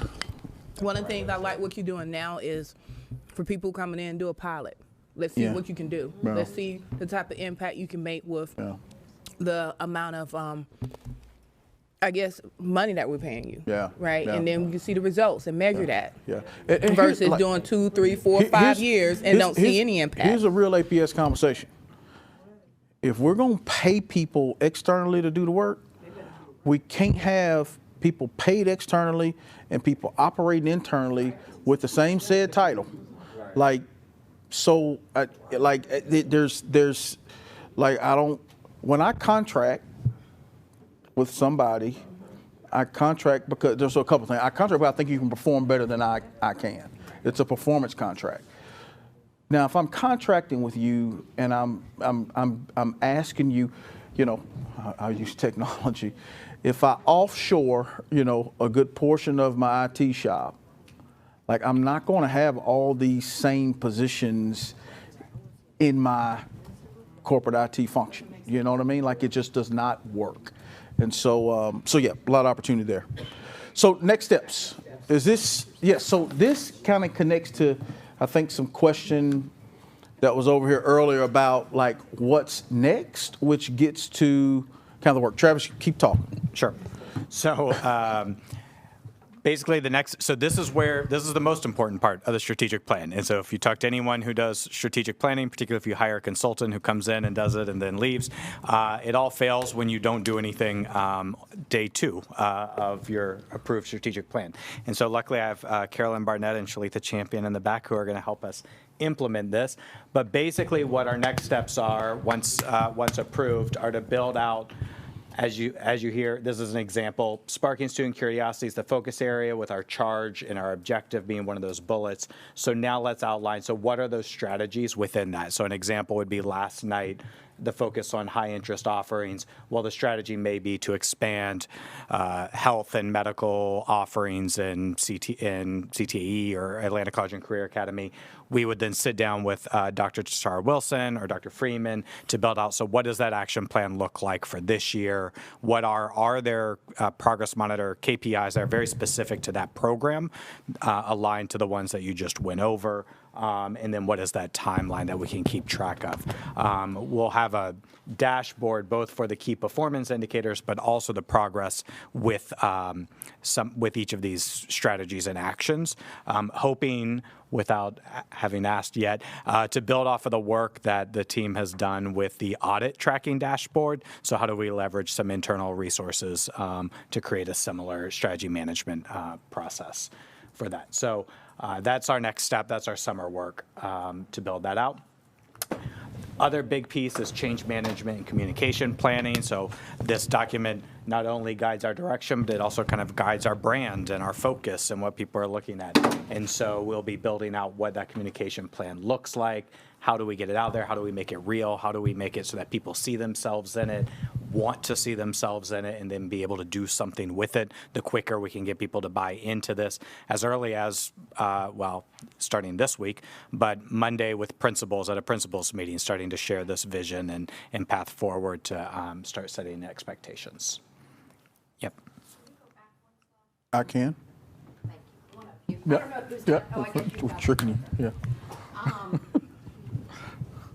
How does this slide in particular, and what you were talking about, Travis, identifying high interest and exactly. Offering more robust offerings in every area, how is that tied to those individual success plans?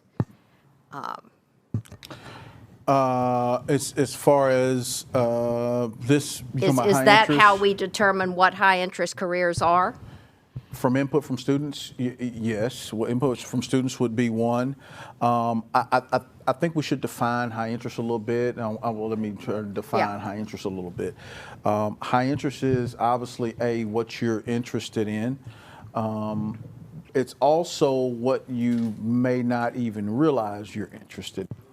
What you have the aptitude, capability, or possibility of doing as a byproduct of your skill set or something that's really, really showing. So, U Science is a product that I know the district use. I've got strong familiarity with, and it's a strong product for aptitude. But like in reality, all this stuff should be interconnected and baked together so that we can make these that's kinds the point of I'm decisions. making. Yes. And one other piece I'd add is also where are the jobs?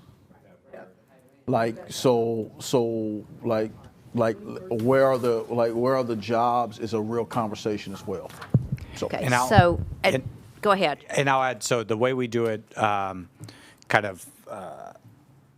more in the weeds, is that's the job of Carolyn, Shalitha, and I. By being the strategy management team, we then work with the subject matter experts of whatever this topic is, and our responsibility is who's not at the table, who should be at the table, which of these should go first, which timeline is impacting a different timeline. So if the group who's responsible for developing the student success plan has a timeline that says we're going to have it complete by this date, oh great, we can leverage that as an opportunity to get feedback ahead of this task or this strategy. So our job is to look at that district-wide kind of full approach to make sure that we're not stepping on toes and adding value.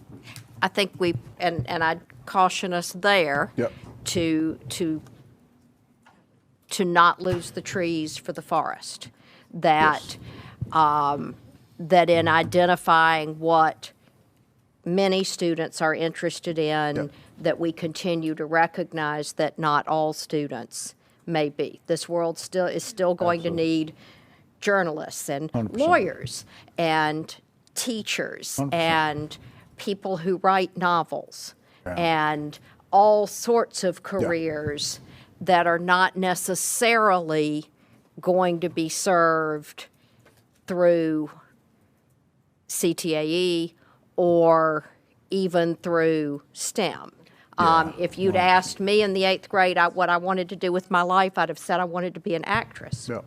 The version of U-Science that my school put me through when I was in 10th grade said that I should be a rabbi. Yeah, the first Southern Baptist female rabbi. Okay. Obviously, that was not going to happen. Just some rabbi tendencies right now. So it's, go ahead, keep rabbi. That does require a certain belief system that I might not have had at the time.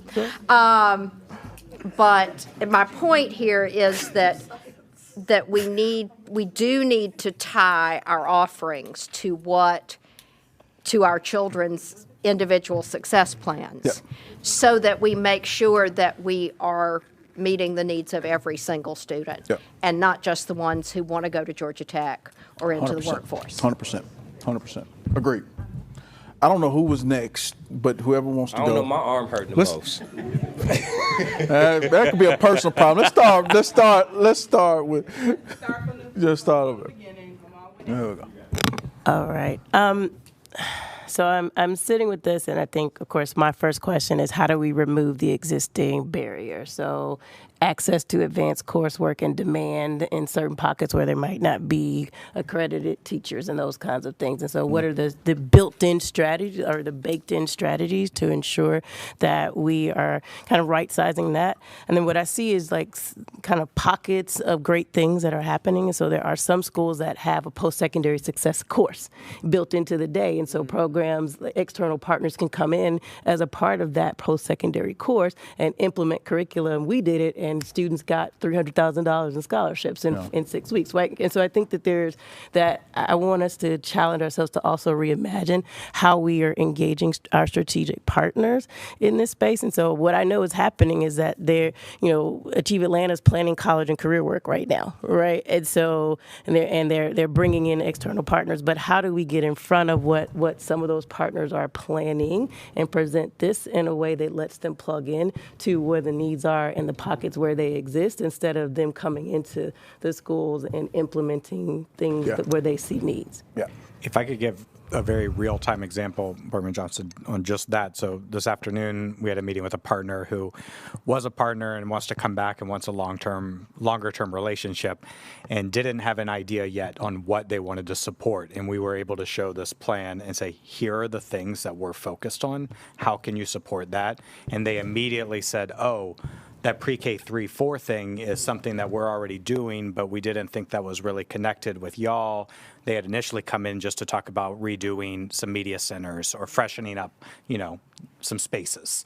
So that's the important part about all being behind this plan, is now we can go out and do exactly what you're saying. So thank you.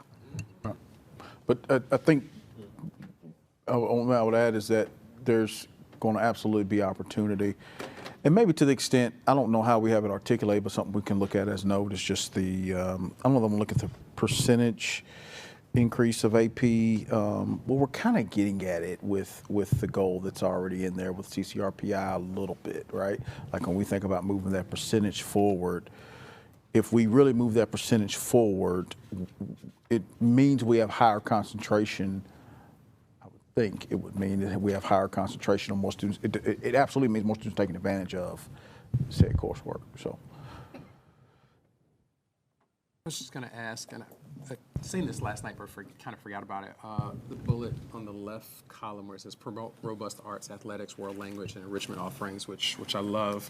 And thinking a step beyond the world language, and maybe it fits in enrichment offerings, but thinking about our Global Scholars Program and how there might be opportunity to expand that. I know there's a cost associated with that, but certainly there are, corporate partners like a Delta or others who would, I'm sure, step up to the plate with the right conversations to help support and fund programs like that. And so just curious as to, if we could, as we look at strategy and laying more details out, if that could be something that is considered as a part of that. Yeah, I think if we have partners who are committed to that, so y'all want me to be honest. Yeah. I'm always honest to a fault. Absolutely. I ain't gonna go out with a whole bunch of energy around that when I got literacy scores that are sitting at 36.2%. Sure. I got 26% of our students that are proficient in math. So I'm all about the experience. Absolutely. But I think we got to be very thoughtful about like how wide we spread ourselves. But to your point, like I got a chance, was it last? Keith just left out. I think it was last week. It was last month when I think last month they had the scholars that that went to Europe this past France. This last over summer break, like sharing their experience. Tremendous, right? And I wish we could provide this. I wish we could provide that experience for every child. The city did do it when I was in APS. Yeah. Same. The city was over that program. Yeah, to include my sons. Send them. Keep them over there. That was the only thing I asked. The mayor's wife The was. mayor's wife Yeah. was Come back. So the city did that for APS students. Just to throw that out there. Sister City, yeah. Awesome. Yeah. Awesome. The partnership piece, it can't be a priority right now, It's a priority though. but but not the same way, right? Yep. It's not the number one priority, it's Yep. not equal, Yep. like some of the work Yep. that we have to do. Yep. But I would say that just coming from a corporate space where there's a lot of global Yep. partnerships, just me as a person in APS, I've been underwhelmed by some of I saw a lot of people going on a lot of trips and doing a lot of stuff and talking to a lot of people, but I never saw any outcomes from that, even over the past 3 years. Yeah. So I will be excited to see that through the lens of new eyes Yeah. from someone who has a corporate background and then also has the academic background, Yeah. because Yeah. people were sure flying a lot, going some places, and going to campuses at Google and going to Microsoft, but I never saw an outcome. Oh. So I'm excited to see Administratively? Oh, yeah, I don't go too much. Yes, I don't know how to say that. Yes, okay. that. Yeah. Just like the outcomes, because to Tolton's point, we have these huge organizations locally, and if everyone asks them, right? Everyone is pounding on the door, and anytime there's a gala, there's somebody who works there being asked. Yeah. So I get just not diluting it too much, but I think there's some strategic things that we could do. Agreed. Even if it's just one example that you gave, Agreed. just to me, it's about, we have people that can help open, it's not just a door, it's opening these kids' eyes That's right. to a possibility That's right. that a year before they just maybe Yep. didn't even think Yep. could exist. Yeah. Yeah. And then they get there and they're like, I can do this. Yeah, I can yeah, be this. yeah. I am more, Absolutely. metropolitan, or I would love to go travel to France. Yeah. But well, some sixth grader doesn't think that's a real thing. to Tolton's point, right? Like in full disclosure, I'm just telling y'all who I am. I'm gonna tell y'all who I am, but I want to be clear about who I am, right? Like I know my strengths and my weaknesses, and hearing the students articulate the experience, tremendous, right? Now, we need to continue to provide that experience. We need folks to go after the acquisition of those dollars. I don't want us to be first for sending all of our students to like France.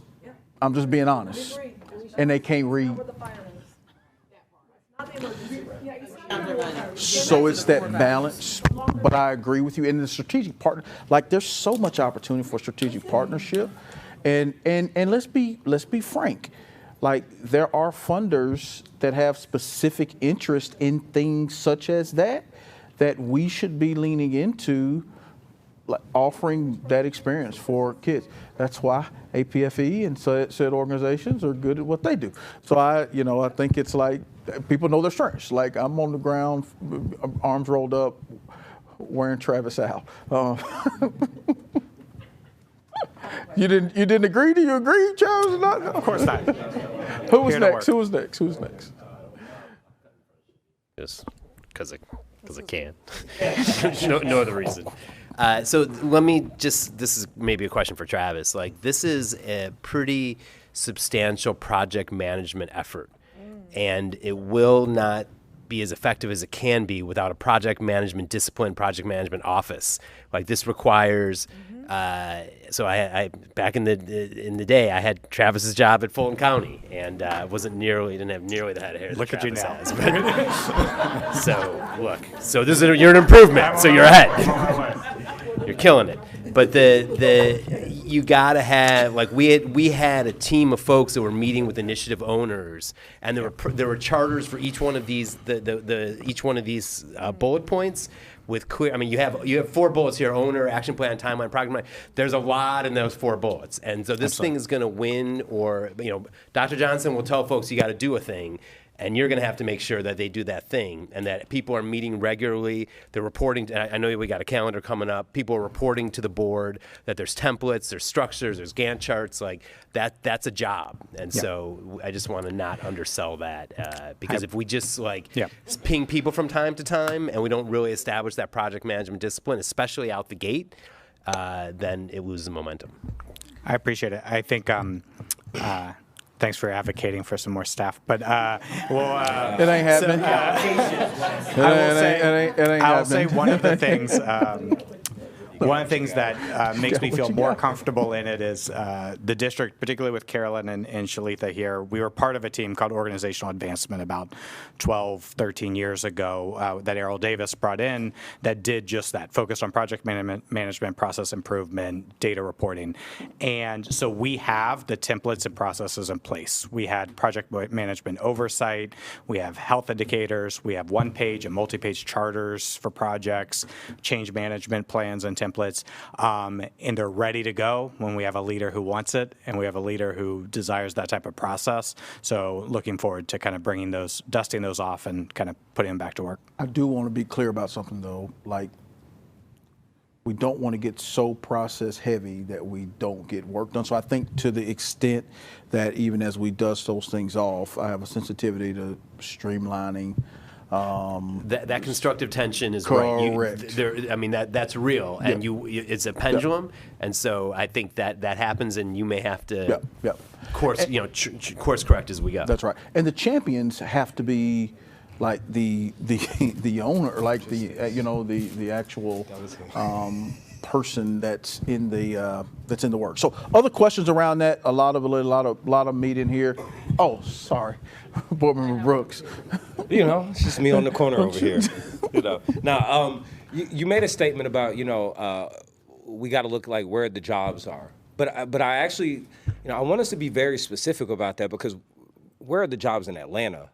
I believe is a perspective that we need to have. And I'm not saying forget about what's out there in the world and having our students prepared to be able to be successful everywhere in the world. But the realities is that we live in a city that is Atlanta that's becoming less Atlanta because affordability is hard, right? And the realities is the majority of people who are becoming new homeowners in our city are people who are transient from somewhere else taking a job in the city. And so if we don't get in on purpose about looking at what the needs are of Microsoft or Google or whomever it is, like right here, our corporate neighbors right here in the city, then I believe that we're doing a disservice to our students. And we won't be doing our part in stopping the loss of human resource and human capital. And I believe that is the big, I said it last night, it's the biggest indicator of whether or not we're doing our job. The other thing is, I really, really want to see us have more push for dual enrollment. I actually think another missed opportunity as far as metrics goes is how many of our students are graduating with equal credits to an associate's degree, right? Like, we talk about access to college. We could be cutting the cost of college in half if we focus on increasing that. But I think it needs to be one of the most impressive things that I heard this back when we were doing our superintendent search and whatnot. There was one candidate, just so happened not to be you, who had brought up the percentage of students in the district that were graduating with an associate's degree. And to me, I was like, man, that's something that I think we should be looking at and be focused on. We see 90% of our kids who do dual enrollment successfully pass the course. But when it comes to the AP test and all the rest of those things, those numbers are nowhere in comparison. So the part we're doing the best in, we're doing the least of. And I just really want to see our energy and focus on that change. Of course, we got to do something about transportation and all the other we got big things to answer there. And the last thing, and I'm not going to get my teeth out of this, but and I heard it from board member Johnson that access to AP courses and offerings across the district, that inequity is something that has to be addressed. And I would love for us to just be open to what are some creative ways that we could meet that, right? The hybrid offering came up. I don't know if they're better, more feasible, whatever, but I see that as just something that needs to be put out there. But more importantly, for me, dual enrollment needs to be elevated. Yes. No, go ahead. Well, I just wanted to say something regarding what you just said, Shivy. One of the things that I've seen, born and raised here in the city, especially this happened during the 1996 Olympics. Ronstadt and a lot of, you remember Ronstadt? Yeah. A lot of hiring firms brought in their workforce for Atlanta, and a lot of people never left. And so when you think about how we are this school district, Atlanta, also Fulton County, well, more so Atlanta right now because this is where we are. How do we develop our workforce within the school system to sustain the jobs where you're not bringing in so many people from other places? Because what I hear a lot of is that, well, the schools are not set up for these kids to transition into the workforce. So when I hear that, and that's why they have to bring in people from outside, and even with the parents too, they'll say, oh, parents don't have enough skills or education, and so they're bringing in people for these jobs. Every time a corporation comes to Atlanta, there is no, what I would say, an agreement that you have to hire a certain percentage of people that live here.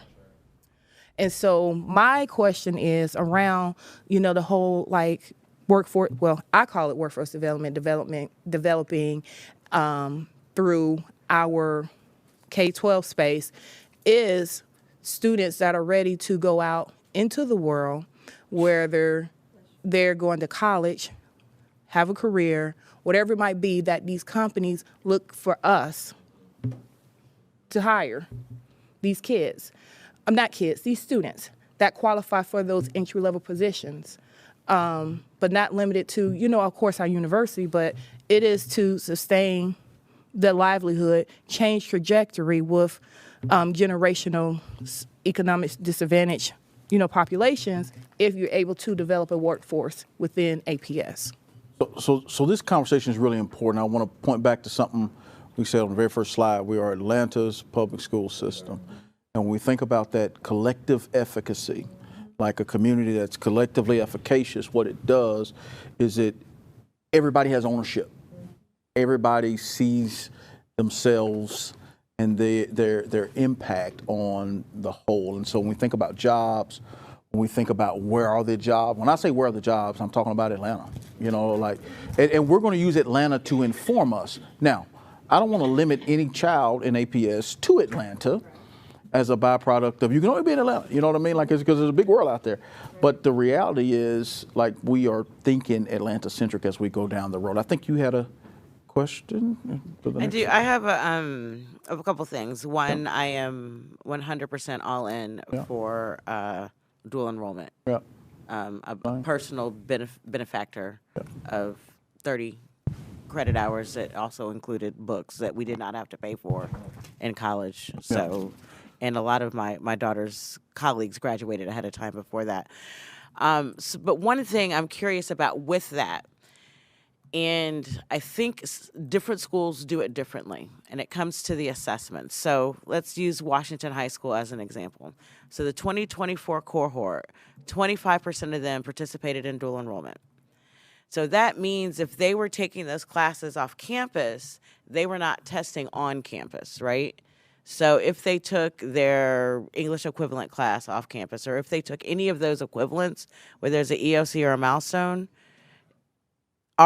they would not have tested. Their numbers would not be included, correct, in the school's numbers? So I would have to go back. That's and a look. curiosity that I Depends have, on- and I know that for a fact. My daughter took all of her English classes dual enrollment. She did not test an EOC, so her achievement and her advancement would not have been captured in the school's data. I think that is a gap, because I believe at North Atlanta, they make them take all the tests.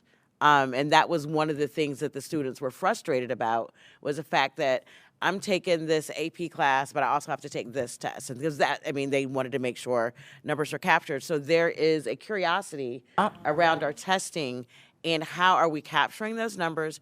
And if the dual enrollment students are not having to take the EOCs, I'm not advocating for them to take it, but there should be some sort of acknowledgement in terms of the numbers aren't all inclusive or something along those lines. Here's the beauty, okay? If we land on this, what we're really leaned into is third grade RLA and eighth grade math. We're not saying that secondary school success is in ELA is any less important. Well, we're putting our stake in the ground around third grade ELA and eighth grade math. I was always a huge fan of, and I used to tell the commissioner in Tennessee this, just stop offering traditional junior and senior English, period. Take it out of the, I saw Cynthia look up. I saw the eyes of a non-rabbi look at me. Sorry, am I going to get in trouble? I'm trying not to get in trouble. I know where you're going here. Yes. Okay. So what I used to be a fan of was like, let's go ahead and pivot that course to a DE or an advanced placement course, and wipe out this third, English traditional English 3 and English 4, and let's go ahead and accelerate the kids and make it a part of the actual graduation requirement. They may be there now. This was several years ago. But yeah, I think you're I understand it's a balancing act for secondary schools, but we need to think about what we value, and we can have that conversation, I think, as we go forward. So, well, you had something else?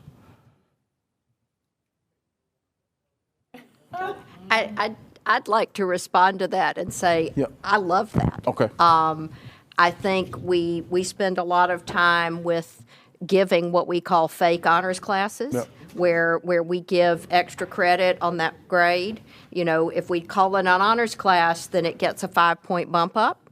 If we call it AP or IB, it gets a 10-point bump up. And if we offered real honest to goodness high-level advanced classes for every single student, honestly, the value of those classes is less in the grade you get at the end of the class, in the grade on the exam. It's the process of taking that advanced class and being prepared for that kind of very rigorous, very deep coursework. I mean, I'm totally okay with it. There are definitely schools that are eliminating ninth grade gen ed lit and doing only AP. Like, you got to do AP. And it's a way to, cook up some CCRPI points for sure. Yeah. But you have to do real classes. You Correct, can't just correct, call them correct, AP. correct. And, yeah, and so then we have to engage in Think about it. training, Yeah, yeah. and we have to make sure that the coursework is there. Yeah. I think it's all worth exploring. Next steps. All right. So, so am I going backwards? All right, good. I'm trying to take it back to the beginning.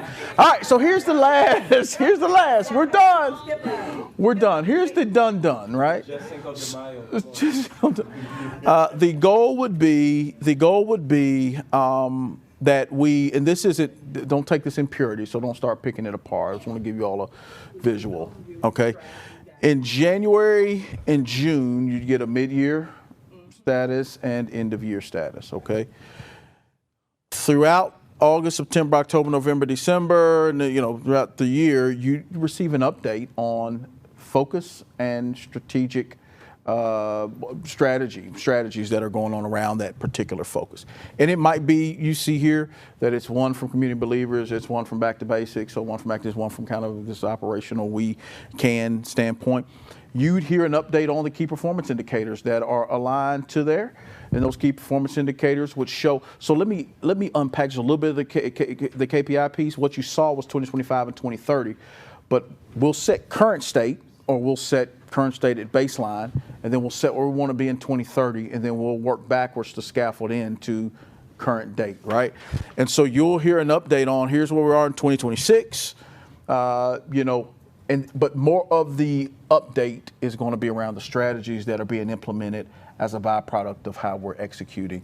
So you would always get data and indicators based on where we're going around the strategic framework, with mid-year and end-of-year checks around the three legs of the stool explicitly, and then some of it baked in throughout the time that we're together. So let's hear. Not sure I want to put the mic on for this one, but is this then what we used to call the soft G report out? Is that this now? I think yes. the answer is yes. Yes, Okay. The answer is simply yes. Okay. Yes, it's a report out on, like, we said it for 2 hours. We had 30 minutes of presentation, right? There was an hour and a half of really quality. So y'all have energy around strategic plan, right? I sense you all have some energy around strategic plan. I felt some energy around strategic plan. You all want to hear about the strategic direction. You just don't want to hear about the goals. You want to hear about the strategy. And we should be reporting on the strategy, right? We should be reporting on outcomes connected to the strategy that scaffold into these big three goals, right? But the goals are like, they're going to be there. We're going to go 20, and it's simple. We want to move 20 points in math. We want to move 8th grade math. We want to move 20 points in 3rd grade English, and we want to move 20 points on CCPR, college and career. Correct. Correct. Correct. That's what we should be talking Correct. about. Correct. Soft G reports. Correct. Yeah. This actually gives some. So if this makes sense, questions, comments. This may change some, because what we need to do is we need to spend some time making sure that, like, and this is probably a bad example, in November, this is probably a real example. So we probably will, there's been an investment in APFE, like we'll probably have them report fairly early on, okay, investment, what's going on? Let's talk about indicators, what's happening here. So November may be very, very right for that. When we think about this implementation of high quality, relevant, and engaging instructional materials and professional learning in all content areas, I'll tell you right now, Dr. Butler, that's going to be moved up, because I think it's important that we give an update early in the year about the academic focus and where we're headed. And so there'll be some nuance movement. Go ahead, Travis. Yeah, and some real examples as well. In August, our talent management report usually comes this coming month, but it'll be as part of like day one to launch the year about our staff, which aligns to grow and promote strong teachers, leaders, and staff. And then you'll see maximize facility usage in December, which is when hopefully the comprehensive facilities planning, so it'll be aligned with some of that work as well.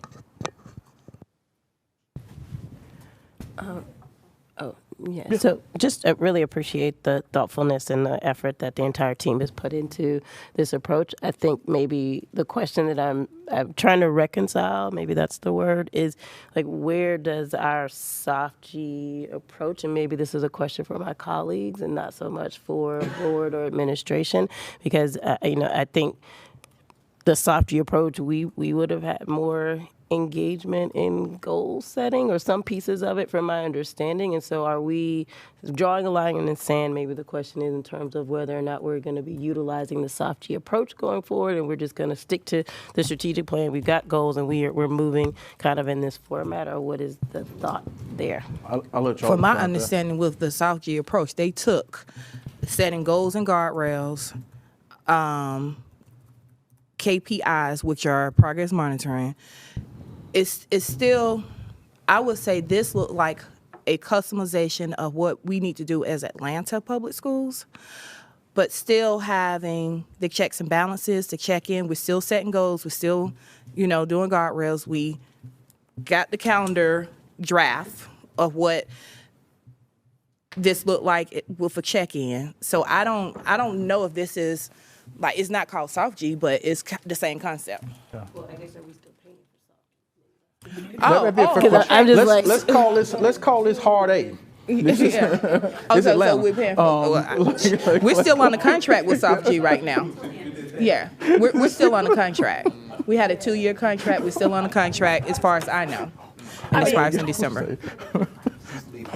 And I will say this, we have, let's see, there will be a new board again coming in January, so I think it's time. I think it'll be great to get input from the new board to see how, we want to move forward as a board when, January hits and they get acclimated with everything, and they have to be able to, get caught up to speed and give them the opportunity that all of us had when we came on as new board members, to see what direction we want to go, because it's going to be a new board come January again. Yeah, can I just say, and I'm not, this is 100% you all's business,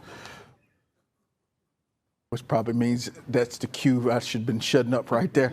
But I'm going to say it anyway. If we don't put some stakes in the ground and get committed to something, I understand the board's going to change, I understand your superintendents change, leadership, like we got to get clear on where we're going and get committed to some things. So Every person comes in. I do agree that this is aligned with student outcomes. There are some things on here that aren't necessarily an outcome, but we have identified as important, an important metric, an important lever that if we move it, we feel like we're going to get some results. One thing that I would that I'm excited to see in terms of next steps that the soft G process had, that I would be curious to see how we're going to adopt it, is not just the reporting, but we've set the big goal, but what do those interim benchmarks look like in terms of over those 5 years? So however we want to call it. So what are you going to be looking at and measuring to see? Oh, yeah.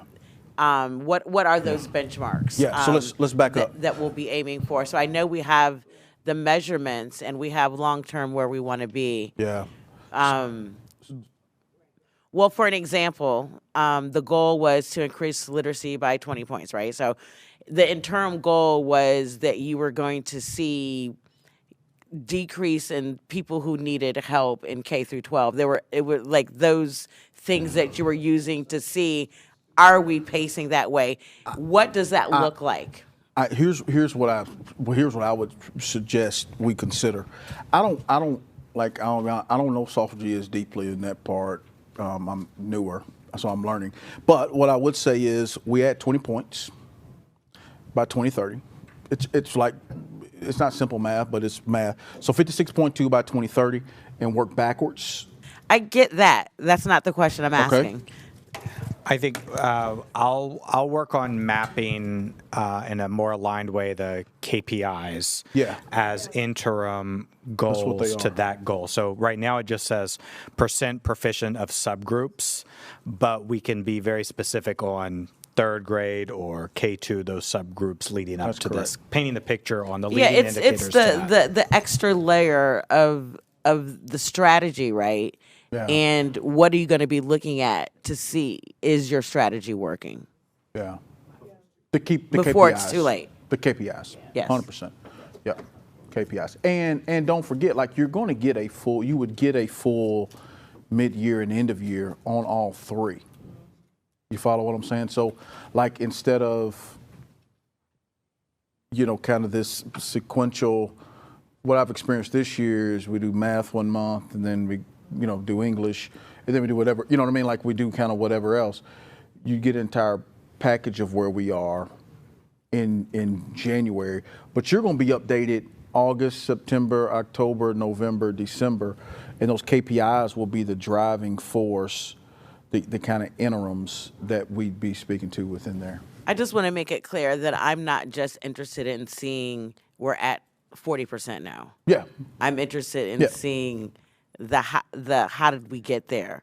What's working? Like the conversations that we have. I'm interested in seeing that we are looking at that, not just did we get there. That's all. 100%. Thank Agreed. you. Agreed.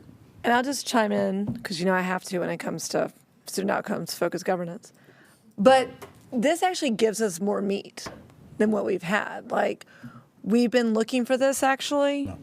So, but I really appreciate Board Member Johnson asking the question though, because we have to have that framework and you haven't experienced this without it, Dr. Johnson. So I think it's critically important. I mean, you're putting the stakes in the ground, but we have to own those stakes. 100%. So I get that we need to own the strategic plan, but those goals still are the backing. And I'm very open to how you're presenting, measuring, and monitoring. Yeah. But No, 100%. this will keep us all accountable for the work Yeah. and our roles. So I appreciate the question. It's a great question, great conversation around this. And like, I want to be clear, if 20% is not right, you know what I mean? Like, I want to make sure I unearth something that you said. Like, I think that what I heard you say with Soft G is that there was more involvement of the board in the goal setting part. So let's talk about that. Do y'all feel those are the right things? I feel like we've netted out in the right place. It's aligned with the feedback that we received. I can honestly say that I would have looked to you, like in terms of numerically, how fast do you think we could go? Yeah. Because I would want you to be a little bit uncomfortable. Yeah. Right, because it should be a little bit of a stretch, but it shouldn't have been too low. But you know what that pace is, and that was some of the gray area that we had last time. Was we were trying to figure out how fast we can go, and Erica and I were like, floor it, like aim high, like we were all over it, and there was a little bit of caution. So it ultimately you made this easier because I do remember that we actually did write the goals and. Well, the caution comes because from an evaluative standpoint, the person sitting in this seat is seeing a number and saying, okay, the board's going to evaluate me on the number, right? I hope your evaluation of me is more comprehensive than an individual number. And I hope, like everybody sees, like, first of all, the whole goal is to be bold and big here. If we're not if we move 18.2 percentage points by 2030. I'm getting it right because I feel that's what a good good non-rabbi. If we move 18.2 percentage points by 2030, like I hope you don't come back and say, oh, we didn't get to 20, you were 1.8 off. Well, holy moly, And 3 boards ago, when we were discussing these targets, that was actually the concern of the superintendent, that members of the board made clear you're going to get judged on this, and that felt heavy. Yeah. For I think if you're proposing these goals, that we should take them. Yeah. It is heavy, right? Like it is heavy, but. Yeah.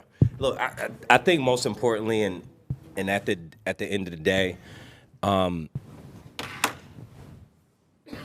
what is needed is courage from this board, right? Like, period. We've had high turnover of superintendents, right, for many, many years, not just this board makeup, not just the last board makeup, and a lot of it has to do with, folks not understanding the pace of academic change, that you don't move 5, 6, 7, 8 points within one school year or one semester, that if you want cultural change, especially when it comes to administration and leadership throughout the district, that takes time, and you'll never actually realize real change until you make it safe to be bold and courageous.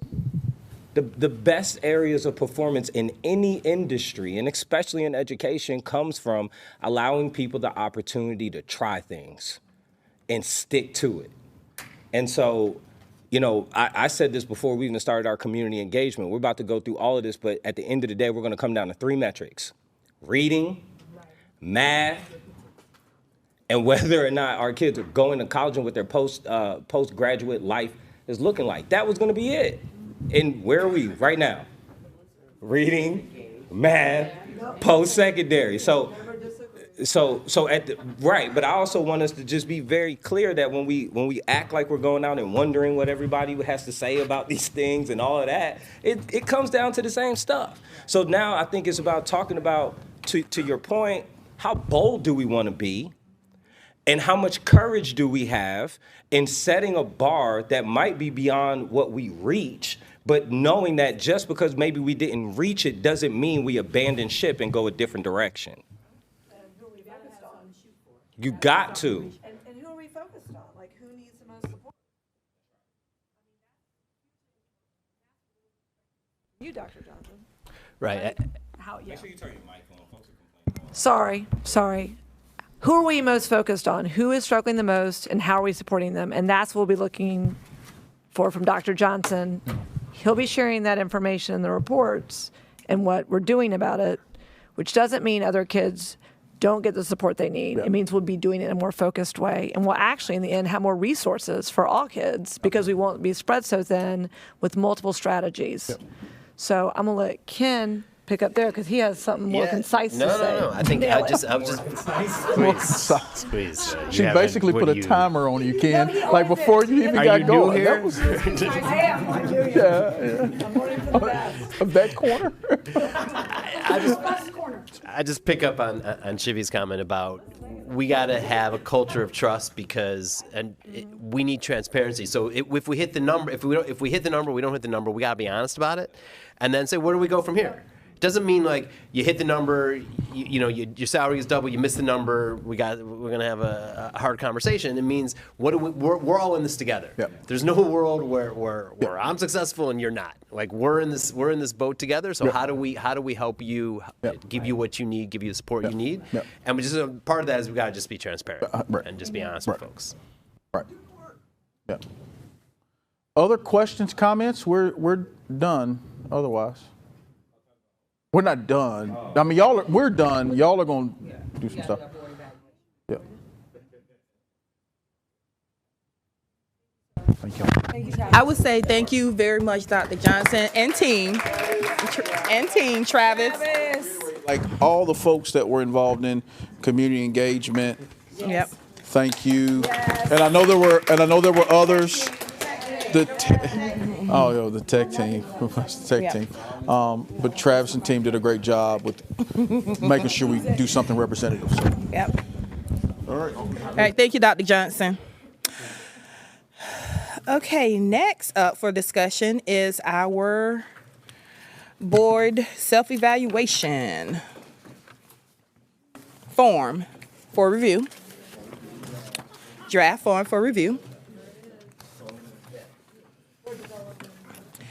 I would like to, I would like to have board member Aretta Baldwin, chair of board development, to kind of walk us through the new evaluation form. So what y'all are have in front of you is the proposed board evaluation form. This was developed initially. Jessica put in the hard work in looking at multiple resources. So we looked at the Softry board evaluation. We looked at the GSBA board evaluation. We also looked at some school board partners documents as well. And what you see here is where we've net out, and it is aligned to the GSBA standards, and even more specifically, how they evaluate their quality boards. And the thinking is this is kind of the freshman level evaluation. The soft G evaluation was a little bit more intense, and it was more of the senior level version. And so we thought it would be this would be a good starting point. And one, evaluating where we are as a governance team, as well as it provides information to board development in terms of areas that board members want to develop. And it also has an accountability measure to yourself in terms of what can you do to become a better board member, because we all have space to grow. What are you committing to do, as well as what resources could you use from your peers to get that done? So that's just the short intro of what you're looking at. The idea is that we would do this quarterly. We would do the review. We would come together as a board and review the results. And we can set goals, right? So if this is where we are right now, we can identify a few things that we want to work on, and then track that progress as we move forward to the next quarter. So this would be our base. And then once we would get back this information, board development would review that information. We would review it again as a full board, and then have recommendations on how we learn and grow together. This, again, is a draft document, so we are open to feedback. Thank you, Board Member Baldwin and Johnson, for taking the liberty to draft this up. And Board Member Zeff was also a big part of this too. Dr. Zeff. Dr. Zeff. Thank Z. you. Added at the end. Thank you. Because what this does is put us I would say in compliance with what GSBA expect us to do. The other part is taking what you see as best practices from different evaluations and combining it in one and customize it to fit Atlanta Public Schools, Atlanta Board of Education, I'm sorry. And so thank you for your leadership on that, all three of you all, getting that together. Some accountability for Yes, all three of y'all. I did. So thank you for doing this. It's very straightforward. Thank you for just like a clean, easy exercise. Can you tell the team what kind of feedback you want? What's the timeline so that you can make the final draft so we can get this moving? So the feedback will be primarily around the sections, right? So the different sections that we have, do you feel like that they're covered? Right now, it's very simple, straightforward, 1, 2, 3, and 4. The idea is that it would be calculated. Mr. Wilborn is working on that for us in terms of putting this into a user-friendly form to calculate. Ideally, we will get this back before get it back before our next board development meeting, and then discuss it at the next full board meeting. And then ideally we would do it quarterly. So what we could do is come up with a recommended calendar for when this works. The bigger idea is we would do the evaluation, we would report out, and then we also had talked about doing engagement quarterly, so then we could go out and also then report to the community, this is where we are, board-wise, this is where we are. We would align it with wherever the metrics are on our calendar, and those could also then be quarterly report outs, right? So again, this is a transparency and accountability with the community as well as with ourselves. Great. So if you, when do you want feedback from everyone? Like, give a deadline. Let's give it a week. Oh, you're Friday? so generous. Let me look at y'all. Let me look at the eyeballs. By 5 p.m. I would say by Friday, because you've been waiting, right? Is that doable? Friday by Eyeballs? 5 p.m. Friday, It's pretty cut and dry, but I think it's really straightforward. No, I don't think so. So, yeah, then, If you said this was our evaluation form, I'd be like, okay. Yeah. okay. Yeah. So you Friday at what time? So Friday at 5 is Yeah, close the golden. business. Yeah. And then give that, and we're sending that to you or to Michael? Send it to, You and Michael? send it to me Yeah, and put 'em- Michael. yeah. Perfect. Yeah. Put 'em both. Sounds great. Thank you for doing this. I appreciate it. And then when we send it out, I'm thinking maybe y'all can get it like a week would 1 be a week. good It's an easy deadline. homework assignment. Yeah. This is Excellent. great. It's not it's whatever. Okay. Thank you. Thank you very much. Now let's proceed with public comment. Mr. Wellborn, do we have any stakeholders who have signed up for public comment? I'm hearing none. With that being said, not today. With that being said, I would like to entertain a motion to adjourn the meeting. So moved. Second. Third. All in favor say aye. Aye. Any opposed? We. Motion carries.